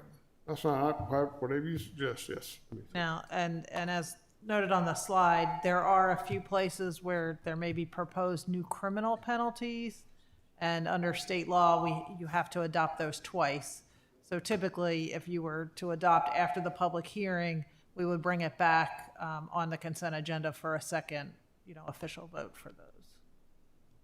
Everyone okay with that? Singleton? Yes. Okay. All right. Thank you. And quick question for you. Are we gonna look at the speed limit suggestion that we had as well too? Yes, that's not a problem at all. You'll just have to consider if you're putting On a traffic map. speed limit, additional signage that would be required to notify people of what that speed limit is. Or perhaps we adopt a traffic control ordinance and then map that as well. We could consider doing that, particularly for the greenways and the parks.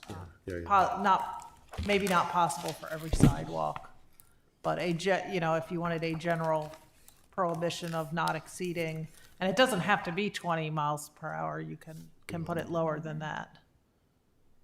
Yeah, that sounds good. So if you want to give us feedback on what you think the speed limit should be, or we can propose something.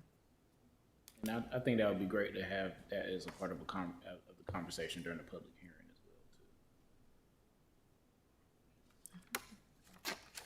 Thank you. Thank you very much. We will do a 10-minute, call it 13-minute recess and come back at 8 o'clock.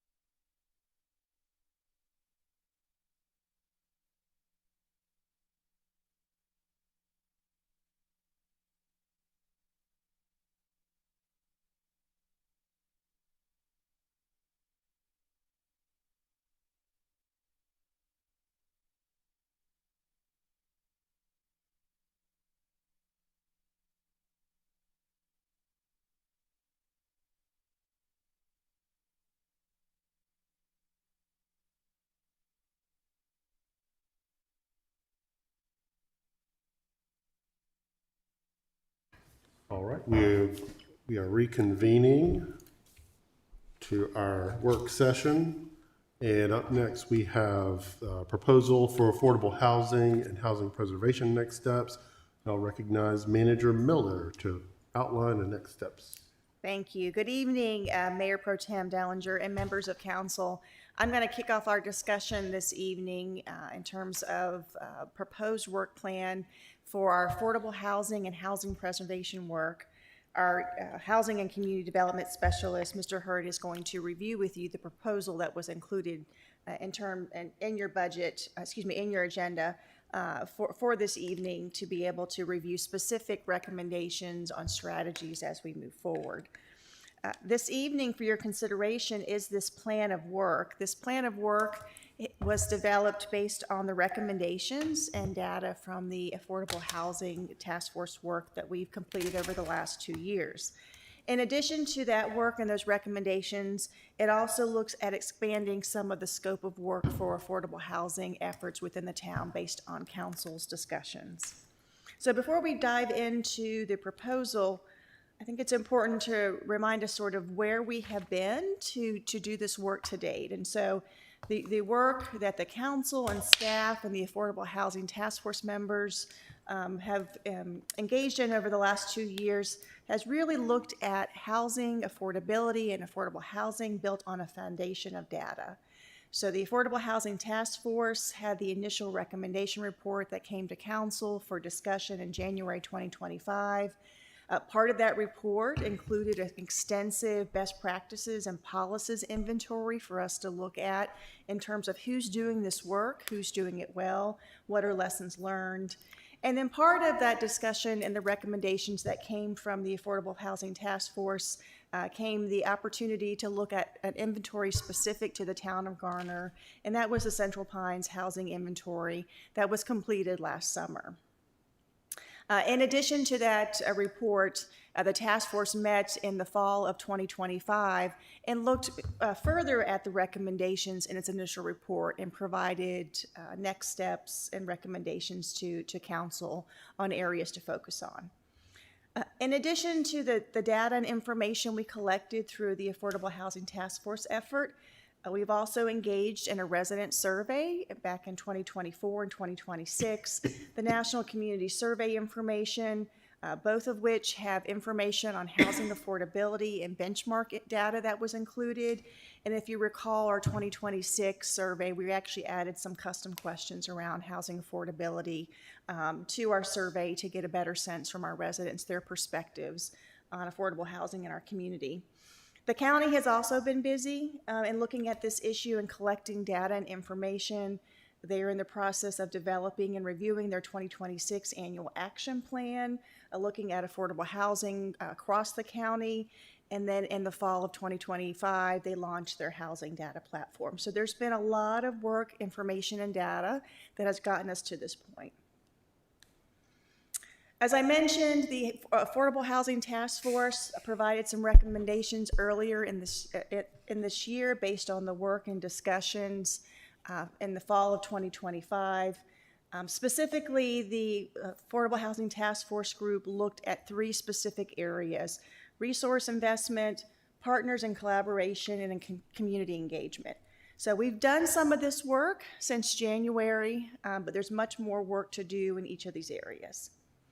So as a quick reminder, we've been busy since January, hiring our first housing and community development specialist back in March. Mr. Hurd joined us then. Also looking at our partnerships with Preserving Home in FY26, we increased funding based on the need in Garner that they identified, and then increased funding even further for the current year budget in FY27. And then the work of the council over the last few months has really been on creating the Garner Housing Advisory Committee that was approved in June, and it's now going through the process of reviewing applicants for that. And so all that work has taken place over the last few months and directly reflects the recommendations from the Affordable Housing Task Force work. So I'm going to turn it over now to Mr. Hurd, and he's going to talk about what do next steps in this work plan look like.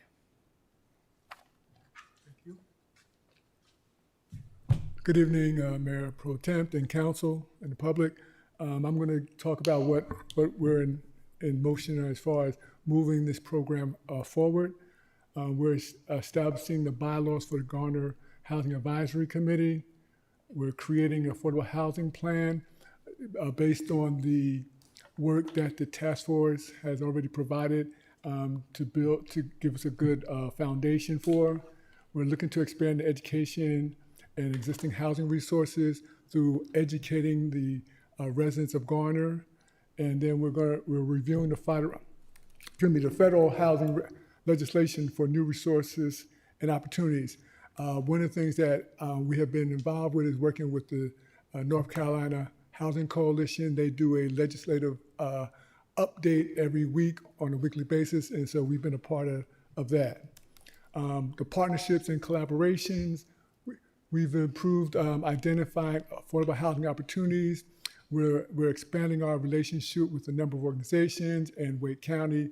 And one of the things that is this first grant that we have been awarded so far. We're setting up the Affordable Fund for developers. This will give the opportunity for those developers that may not include affordable housing units to make a contribution to the fund, so that will support other affordable housing programs. Continuing to growing the township partnership with Preserving Homes, which you have already been involved with, expanding their financial commitment. We've been meeting with them to work with them to look to assist in shaping and having a more impactful program, as also setting up systems to track this, what they're doing. Foster connections and housing opportunities, something I mentioned about looking at different agencies that we can partner with that are servicing the Garner community.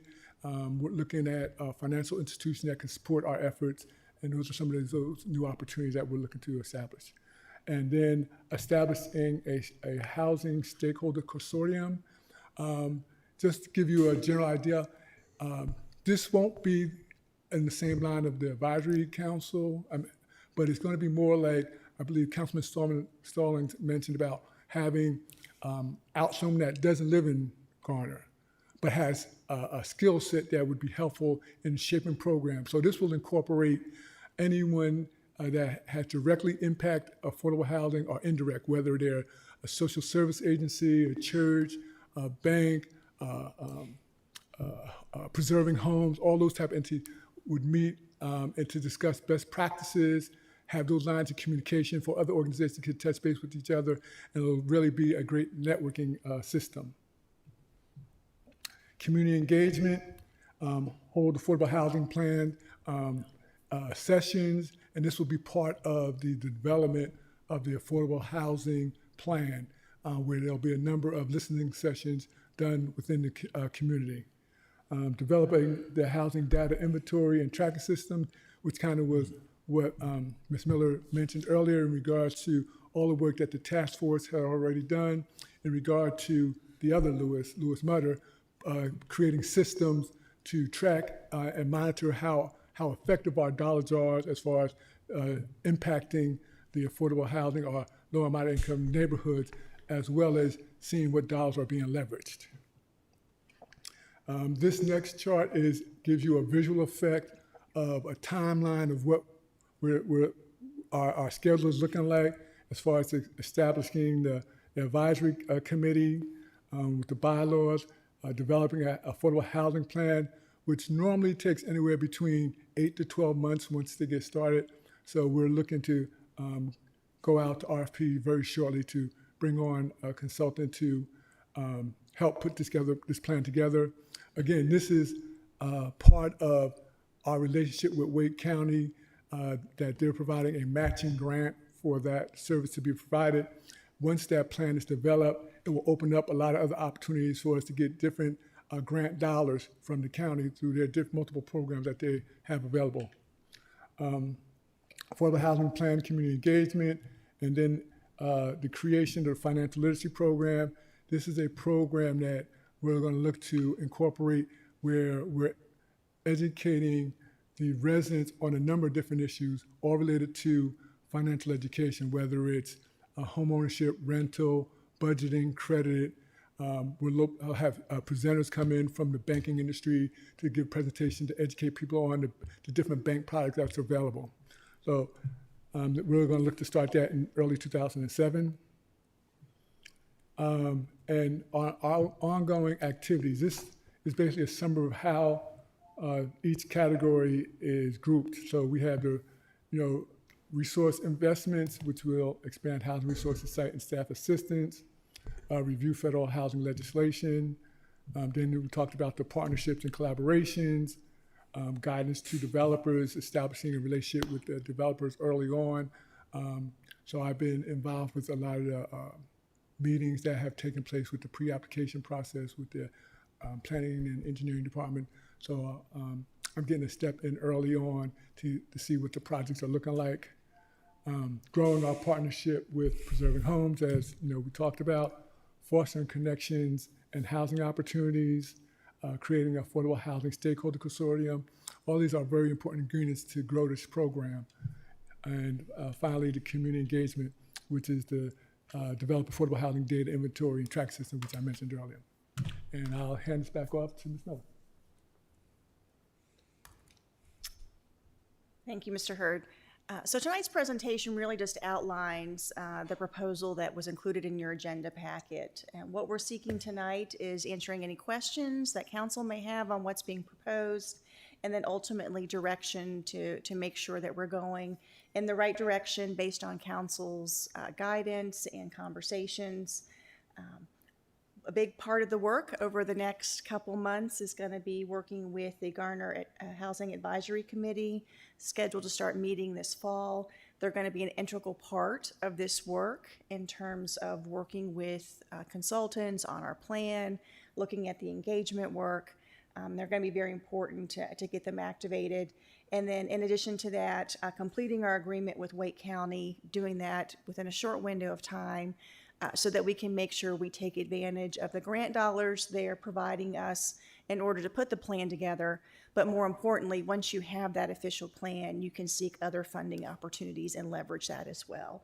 And so all these things are important as we talk about what does next steps look like in terms of our work around affordable housing, housing preservation, and housing affordability within the town of Garner. So Mr. Hurd and I are available to answer any questions you may have on the proposal this evening. Mr. Vance? Oh, yes. Thank you very much for the briefing. Just several questions back. The first one, how will success be measured?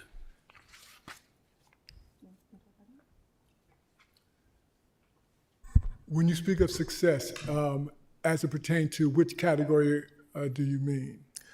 Overall, looking at where we are now, based upon how we are going through the process of looking at our existing homes and keeping those affordable and adding on units and things of that nature and programs that are in place, how are we going to measure that? How are we going to have a matrix to be able to show that we are moving forward in affordable housing and what we're doing?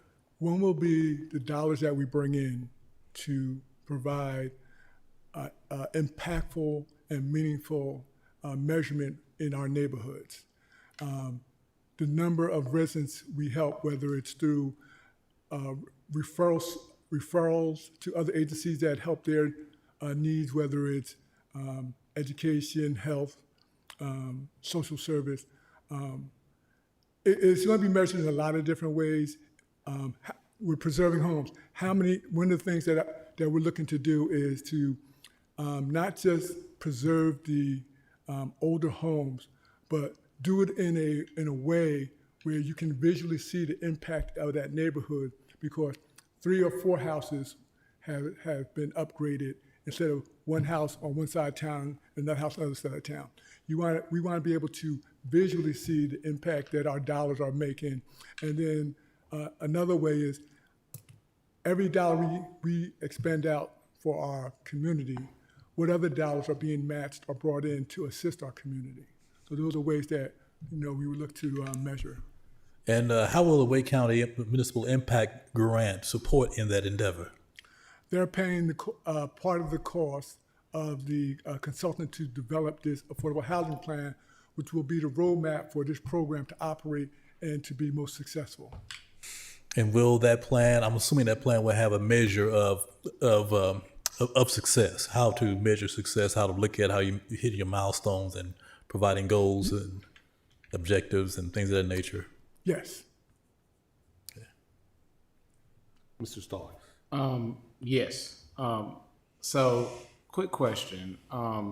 In terms of the 21st Century Road to Housing Act that just passed Congress, what is our timeline? I guess this is a question for the manager, in terms of hiring a grant writer for one, so we can make sure that we're trying to apply for these dollars. There was a lot of grants put into that federal legislation. Now, I know it's pretty comprehensive legislation. It's a lot to read through.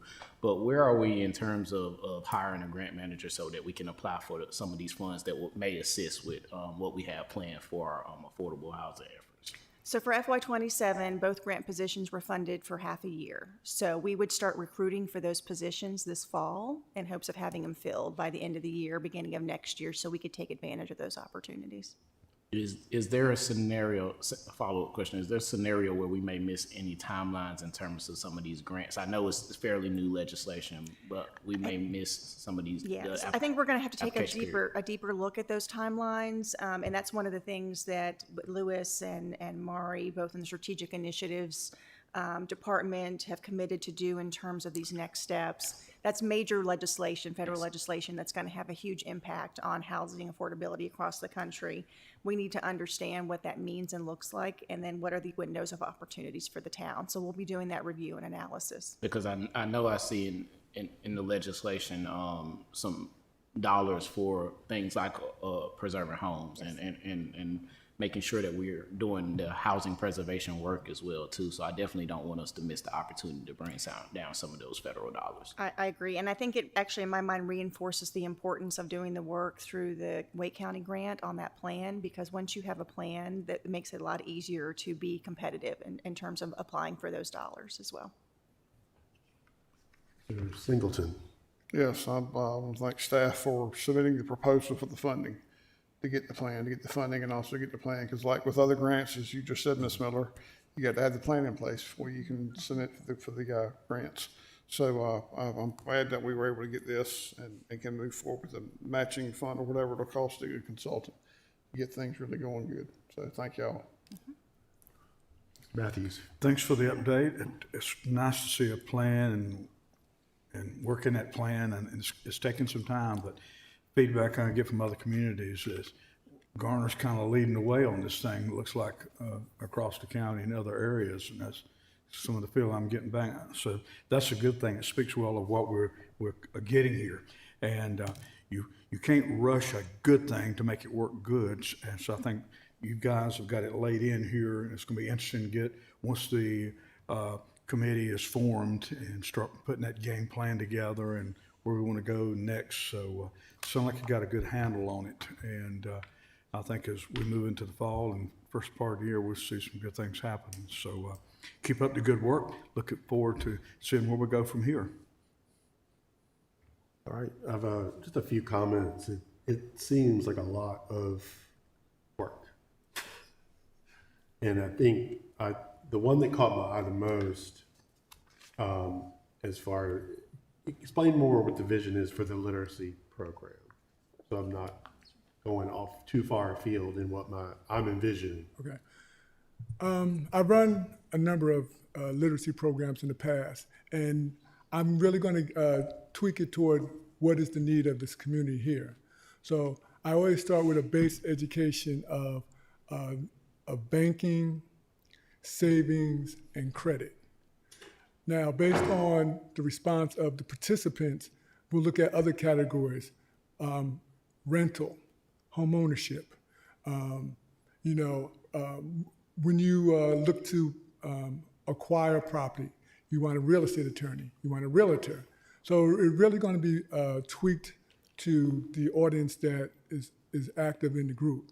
And that may change from year to year also, because you'll get different levels of education that is needed. So it's hard to say.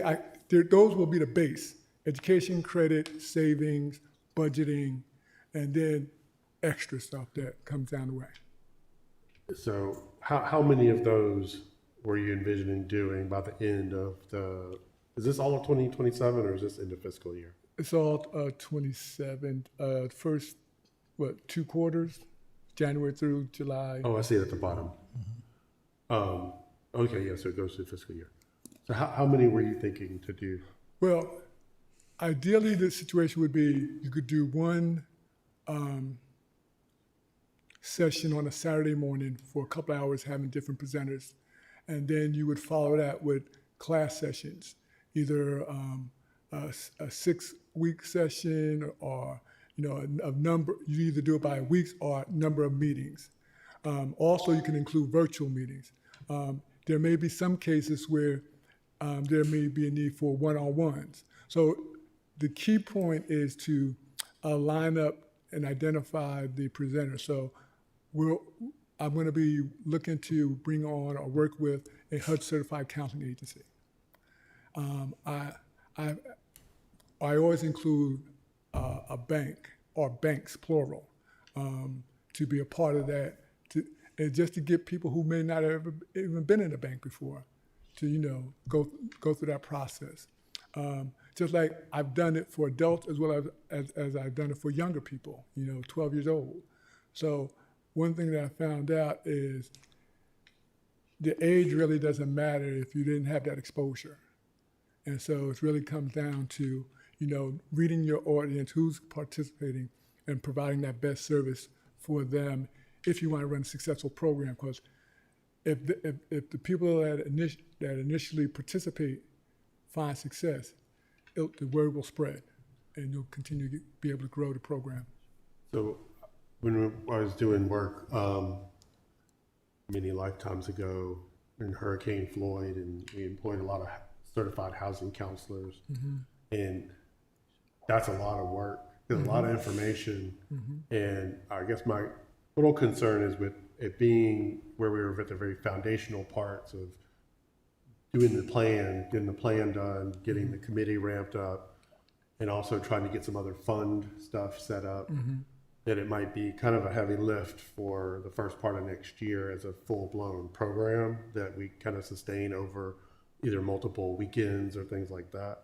I think probably to kind of reduce the scope and go back to what weaves into one of my focuses, which is maybe doing something in the spring and focusing on staff, like small staff groups, because even staff can learn about some of these things. And because I think what I want to make sure we have enough bandwidth for the Housing Advisory Committee is to think about policy, learn about the market, and come back to council with policy recommendations in sort of not rapid succession, but sort of vetting them and bringing them back, particularly as we first part of the year's budget.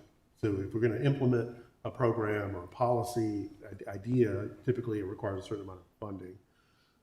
So I'd like for that committee to get immersed in the habit of doing that kind of work, because one of my priorities is finding ways to implement programs that give assistance to staff, whether it's working with a partner like State Employees Credit Union or somebody like that, or using some of our funds and getting some loan products or down payment assistance, things like that, where we can legally and quickly do some things that are really helpful to recruitment, retention, and also modeling for other places. So that's the one that jumped out as it looked like a real huge time commitment. and it is. So, Yeah. I think what's deceiving is it says from January on. The first education session is not taking place in January. That's when we're going to start working to get it to that point. And that first session may not be until April, May, June. Yeah. Because it's going to take time to put together a program, line up the presenters, market it to make sure you get a good turnout. So it's going to take time. If you said, I could not tell you that I'm going to have an event on March 1st. I can't tell you you're going to have an event August 1st. It really depends on how the pieces come together. Yeah, and I think that's what I was seeing is it's more work to plan it than it is to do it. Exactly. Yes, no question about it. So that's why. I mean, we can talk more about it. I just think that one jumped out as a time thing, But I think like what was been proposed is it'd be helpful to, once we get into more refined timelines, like specific dates and months on things, and that, things adjust, they shift, they always shift. I think this is good. I think, continuing to be out in the community and making those relationships. Exactly. Kind of see some things we could do. That's, and the community outreach piece too. Like, I guess, I think we're so, behind is not the right word, but we still have a lot of community engagement to do, and that takes a lot of work. And so I think it'll take getting the committee together, getting them organized, and helping you do that work too, and see what that looks like. Because this is a lot of work, and we appreciate it. We're glad you're here to do it, though. But we just want to make sure it doesn't get overloaded early before the committee even has a chance to weigh in and do some outreach and really get a different feel for maybe other community needs we're not aware of that they may bring to the table. So I think a plan is good, and being flexible will be helpful to everybody. Anybody else have comments, Mr. Vance? Yes, I'd like to, first of all, thank you for this plan of action timeline. At least it provides a broad look of what is anticipated to happen over the next year or so. My question is, how will we receive updates on what's going on as we move forward? Well, so there'll be several opportunities for updates. So once everything gets up and started, we can look at a regular cadence of updates to the council. One of the recommendations that came from the task force was to be able to develop dashboards and be able to put information online that shows what we're doing, the timelines, the data points. And so we're actually working with our other staff member in strategic initiatives to create that platform and foundation to be able to provide that information as well. So there's a variety of ways that we'll be able to provide information not only to the community, but to the council. And then there's just going to be opportunities where decision points are going to come back to council, whether it's recommendations from the advisory committee, looking at potentially applying for grants and matching dollars, looking at setting up our affordable housing developer fund. So there's going to be other points that the council is going to have to make decisions on policy related to this work plan. Thank you. One last question. Again, going back to the timeline, which I really appreciate. I'm a visual person when it comes to looking at tasks to be completed over a period of time. And this is kind of out there, knowing that schedules do change, schedules do adjust, things happen. Roughly one year from now, what can we say success would look like? So from my perspective, success is going to look like accomplishing a few key things we need to do for the fiscal year. One is getting our Affordable Housing Advisory Committee sort of up and running and bylaws and sort of getting them, to at a place where they're able to do their work effectively, provide recommendations to council. Also, there's a timeline on the grant that Wake County has provided to us in terms of that plan. And so a lot of this work and a lot of the other ongoing activities are going to be dependent on that plan.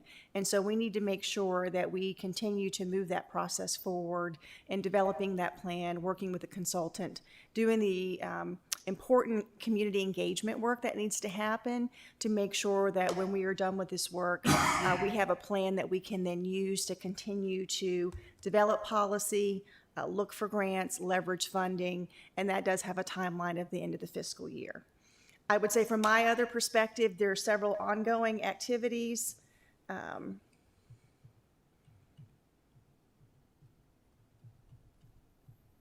That are going to be things that are going to be ongoing. I mentioned developing the data inventory and the tracking system. That's the dashboard. That's going to be the piece of work working through our strategic initiatives team that we're going to be working on. That's going to be really important to be able to show the work that we've done, the information we've collected, the outcomes that we've achieved. And then also working to develop these continued partnerships. One of the great ideas that Mr. Hurd has brought to the town is this idea of bringing service providers who do this work to come together and talk about opportunities and challenges in the community and best practices, doing that type of work. And so there's going to be some ongoing activities that we're going to have to really focus on. The other piece of this would be with the new federal legislation out, from my perspective, would be doing an analysis of that work, seeing what opportunities we're either eligible for now and can compete for, or what's coming down the pipeline in order for us to be able to plan appropriately for those things. And so I see all those things being really important as we think about the next fiscal year and things that we're reporting back to council and the community as well. Mr. Stallings? Really quickly, can you walk me through what does setting up the Affordable Housing Developer Fund look like? So I will start, and then I may ask Ms. Jones if she can talk about some of the legal parameters for that.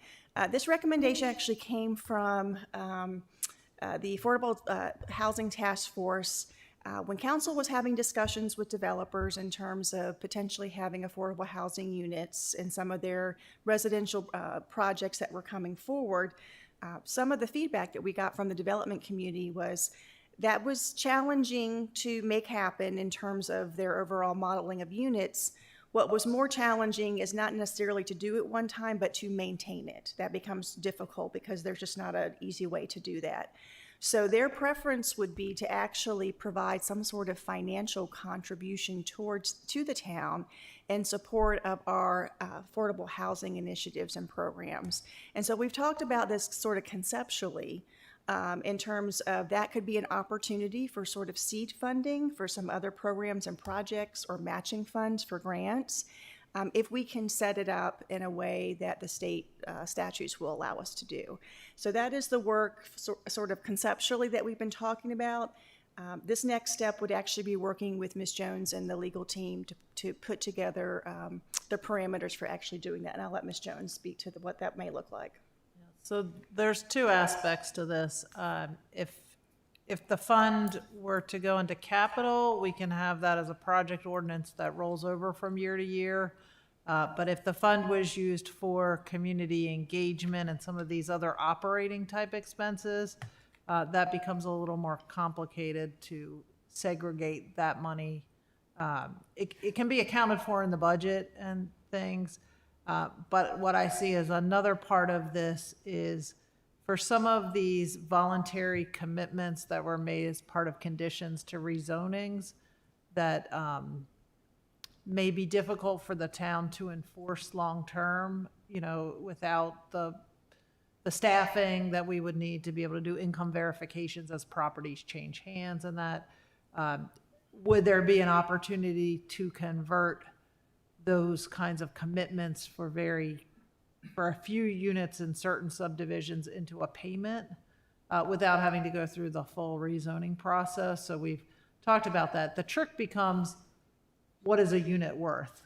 What is a single family unit in this subdivision worth as opposed to maybe a townhouse in another, or that kind of thing? So that's part of setting up the fund as well, is how to get to money into the fund, and then what are those expectations for new developments as to what would be their contributions, depending on whether they would produce units or they would do something in lieu of units. So there's a lot of factors that we have to flesh out the legality of, depending on what council wants the fund to be used for. So again, if it's going for matching money to capital improvements, such as like preserving home, those kinds of things, it's a little easier to make it a long-term fund because you might not bring in enough money each year to do something, but you may want to build that fund up to where it does provide a good match or an incentive to some builder to bring on additional capacity. But we'll work on, with the strategic innovations and also the finance department in giving you some options for what this fund could be. But again, we need to know what the fund will be used for to determine what the right kind of accounting financial model is for that. And staff will be providing recommendations on that based on what we feel like are realistic opportunities, based on grant opportunities, leveraging opportunities. Capital can provide some recommendations to council and sort of how do we best use these dollars, knowing that we may not get the same amount every year. That it's very similar to our fee in lieu with our parks, very similar in concept, where there's an opportunity to build a fund to then do projects, but it's not something you can count on every year. So really, we are having to model out several different revenue flows in either grant funding, this council appropriation, or, and they all have different restrictions on how they can be utilized and pros and cons of those different revenue streams. That's kind of what I'm seeing as sort of a document that says if the money comes from here, this is what you can and can't do, these are the pros and cons, and then we probably have all of those revenue streams, but just knowing the differentiating between those and the limitations. Right, and I think there's the accounting part of it, which I think the finance department can handle, but then whether this fund can be put in an investment account to accrue interest in those, we have to make sure the legality of all of those as well. Anyone questions over here? Good to go. No? I just had one comment. Really quickly.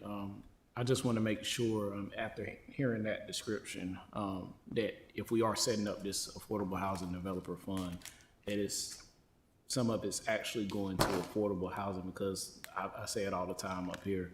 Housing affordability is different than affordable housing, so making sure that we are putting affordable housing developer fund towards something along the lines of affordable housing as well as housing affordability.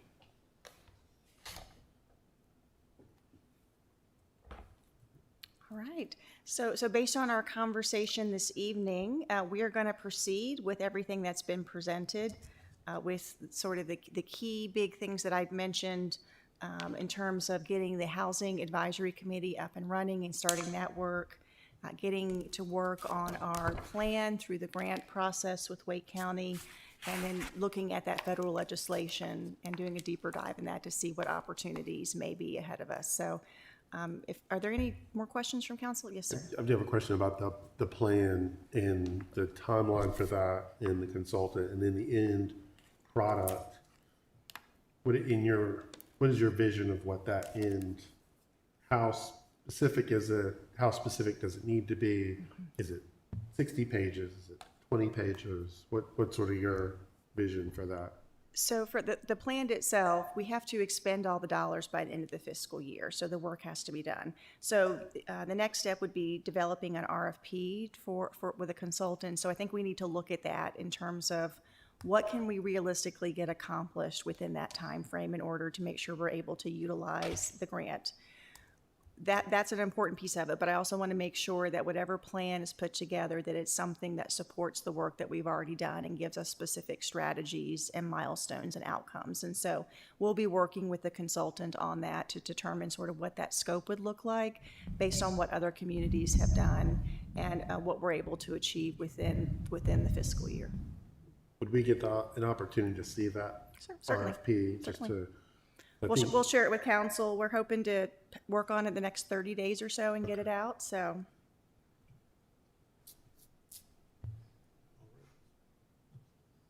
Anyone else have any questions?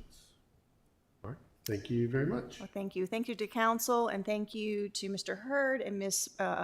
Howe for their work. Affordable housing is a team sport here in Garner, and so I also want to say thank you to our Assistant Manager Matt Poole and Assistant Manager Hodges, who've also been part of pulling this work together and making sure we have a comprehensive approach into our next step. So thank you. Thank you. See if I can recognize you before you get back to your seat. Or you. Thank you for that. We are to council updates. And I will recognize the town manager for manager report. So I'm going to ask Mr. Triesenberg if he will come to the podium and review our development activity map for July. Good evening, Mayor Pro Tem, council members. Yes, we have 3 projects to just briefly highlight for you tonight. I will note that these are all staff level administrative approvals. But we have 2 site plans and 1 subdivision, 1 commercial subdivision primarily. And so the first one is near here, downtown, very near downtown. at near the corner of Garner Road and both Benson Road and St. Mary Street. This is the, I think, former transmission repair place that has been a little bit of a stop and start for a while. But upon looking at their site a little more holistically, they have proposed adding some flex space to the rear portion of the property. And so just to give you a brief idea of what they're looking at, potentially a building here in the back with office and storage space, variety of potential users that would be permitted in the district in which it's located. So the existing building they're still envisioning would stay in place here at the front, but adding some parking and a building in the back. This does have a few more technical hurdles than maybe some projects because it is infill. And you have a situation there along Garner Road where it's pretty much been a barrier-free access. So there is a driveway permit process with NCDOT to try to narrow that up in places and kind of control that access a little bit better, as well as providing hopefully some better pedestrian access across the front of the site.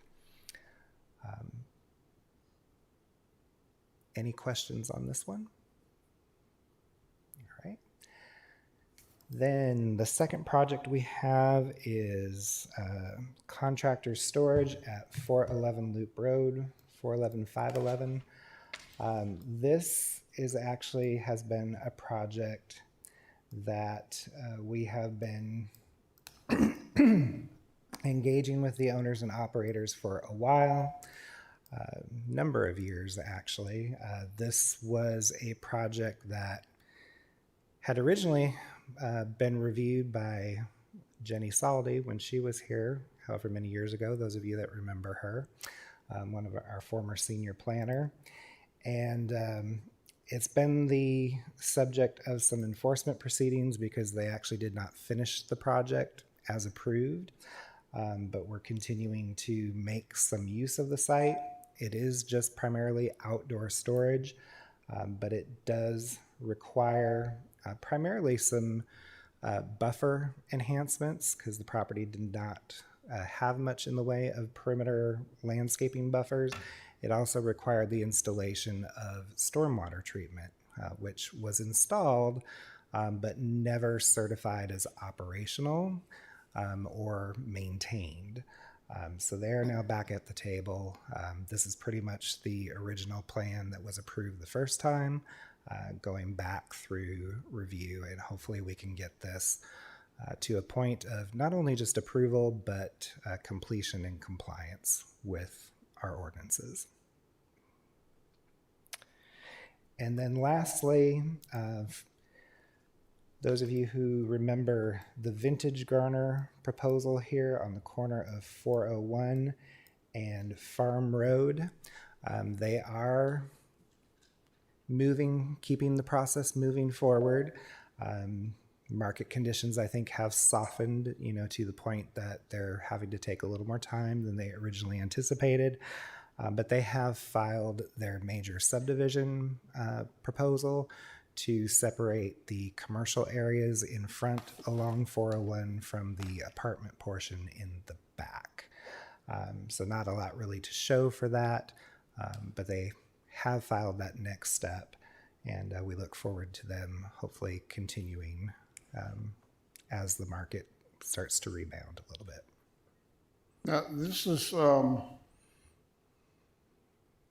again, the Farm Road is an apartment complex, correct? Yes. It's just interesting to hear you say the market come back and they're sitting there on the news and they're talking about build. And I'm just interesting how all of a sudden the market doesn't work for it. So anyway, I remember the commercial up front. Yep. Yes. Okay. All right. Yeah, it's I've come to learn that the market has lots of sub-markets. And certainly, even within Garner, it seems that some products are still in demand in certain parts of Garner, but in other parts of Garner, not so much. So, yeah, we've reached that point, I think, in our growth spurt that we're kind of not a one homogeneous market anymore. Right. Okay, thank you. Yep. Anything else? Otherwise, I thank you very much. We'll see you next month. All right, thank you. Thank you, Mr. Triesenberg. Final report under manager reports is just a review of your August pending agendas. Things are still moving around in your meetings for the August meeting, but we'll share with you what we have right now, but some things are subject to change. Looking ahead to your first meeting in August, which is next week, got a few items on the consent agenda regarding extending and renewing interlocal agreements with the county.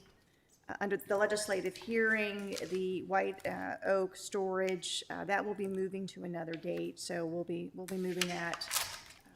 And then we're also bringing back an update on the downtown project and our partnership with LMG as well, talking about where we are with that, next steps, and we are going to have to talk about and get an extension to be able to continue to do the work that we've been working on with them. Looking ahead to your August 18th council meeting, the Garner Youth Council is going to visit us during our meeting, talk about their experience, introduce their new officers, and talk about their accomplishments and activities for the year. We also have under public hearings an annexation for Timber Thompson Commercial that's under consent. That'll be coming back to set the public hearing. As discussed this evening, the work on our ordinance amendments and updates will also be coming back. This will be the official public hearing on the discussion and chapters that council reviewed this evening. So we'll be bringing that back for you on the 18th. Under new old business, coming back to council with information on the Lake Benson Master Plan report. This will provide an opportunity to give council an update on community engagement findings and updates on the overall plan. And then we've tentatively included cost of services discussion coming back to council based on some work that staff has been working on in terms of how do we think about this cost of services issue as it relates to some of the questions that council has had regarding revenue. And then our standard reports for August as well. And then looking at your work session on the 25th, we're doing our development previews. We'll also be looking at the Meadowbrook Park Master Plan update. We'll be coming back for further discussion with council. And then there'll be some codification, reformat, and minor edit changes to that planning we'll be bringing back and discussing with council in terms of the zoning ordinance, and so we'll be talking about that. And then we'll have our development activity reports and your pending reports as well. So that's where we are with next month's meetings. As I've mentioned, we have a few things that are still in flux and may move around, but that's what we're looking ahead towards in August. That's all the reports I have this evening. Happy to answer any questions that council may have. Any questions from council? Yes. We'll move on to attorney reports. Attorney Jones. So I'm pleased to report that your 3 attorneys will be attending the North Carolina Municipal Attorneys Association Summer Conference in Wilmington starting Thursday through Sunday. We're looking forward to learning more about Chapter 19 nuisances, and I will be presenting on a panel on annexations during that. So probably at your next meeting, we'll come back with some reports and information that we learn, and particularly there will be the legislative update for all the recent changes that impact municipalities. So we will report that back to you next week. Any questions for the attorney? All right, move on to council reports. We'll start with Mr. Vance. No report. Mr. Stallings? No report. Mr. Singleton? Well, we've been talking here, sent one to garnerinfo@Tallgrass, and I'm emailing one of our staff members right now on something that popped up here to remind me, so I'm addressing them right now. Thank you. Mr. Matthews? Only have one. I was driving around Forest Hills and there's Phillips Street between Lakeside and Barbara Street. Right, Barbara Street runs into Yeah. Phillip. And I know we have like a heat map for roads that need resurfacing, but there's grass growing on that street, down the whole street through the cracks. If someone could just look at it and kind of give feedback on where it is on the repaving, that would be great. Nobody else has any other reports. We do have a closed session on the agenda. And pursuant to North Carolina General Statute, Section 143, Section 318, Section 11A5, I make a motion, we enter a closed session to instruct staff regarding acquisition of property. Do I have a second? Second. Seconded by Mr. Stallings. All in favor? Aye. Aye. And we will go into closed session.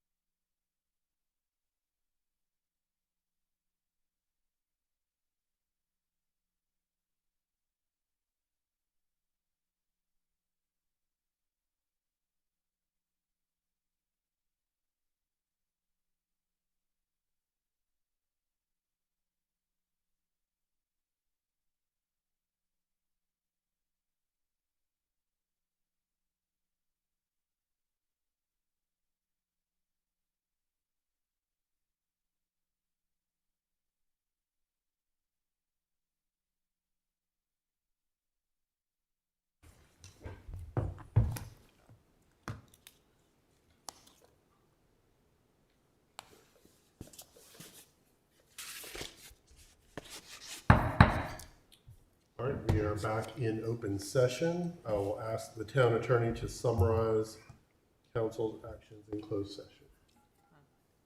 Thank you, Mr. Mayor Pro Tem. Council met with town staff and gave instruction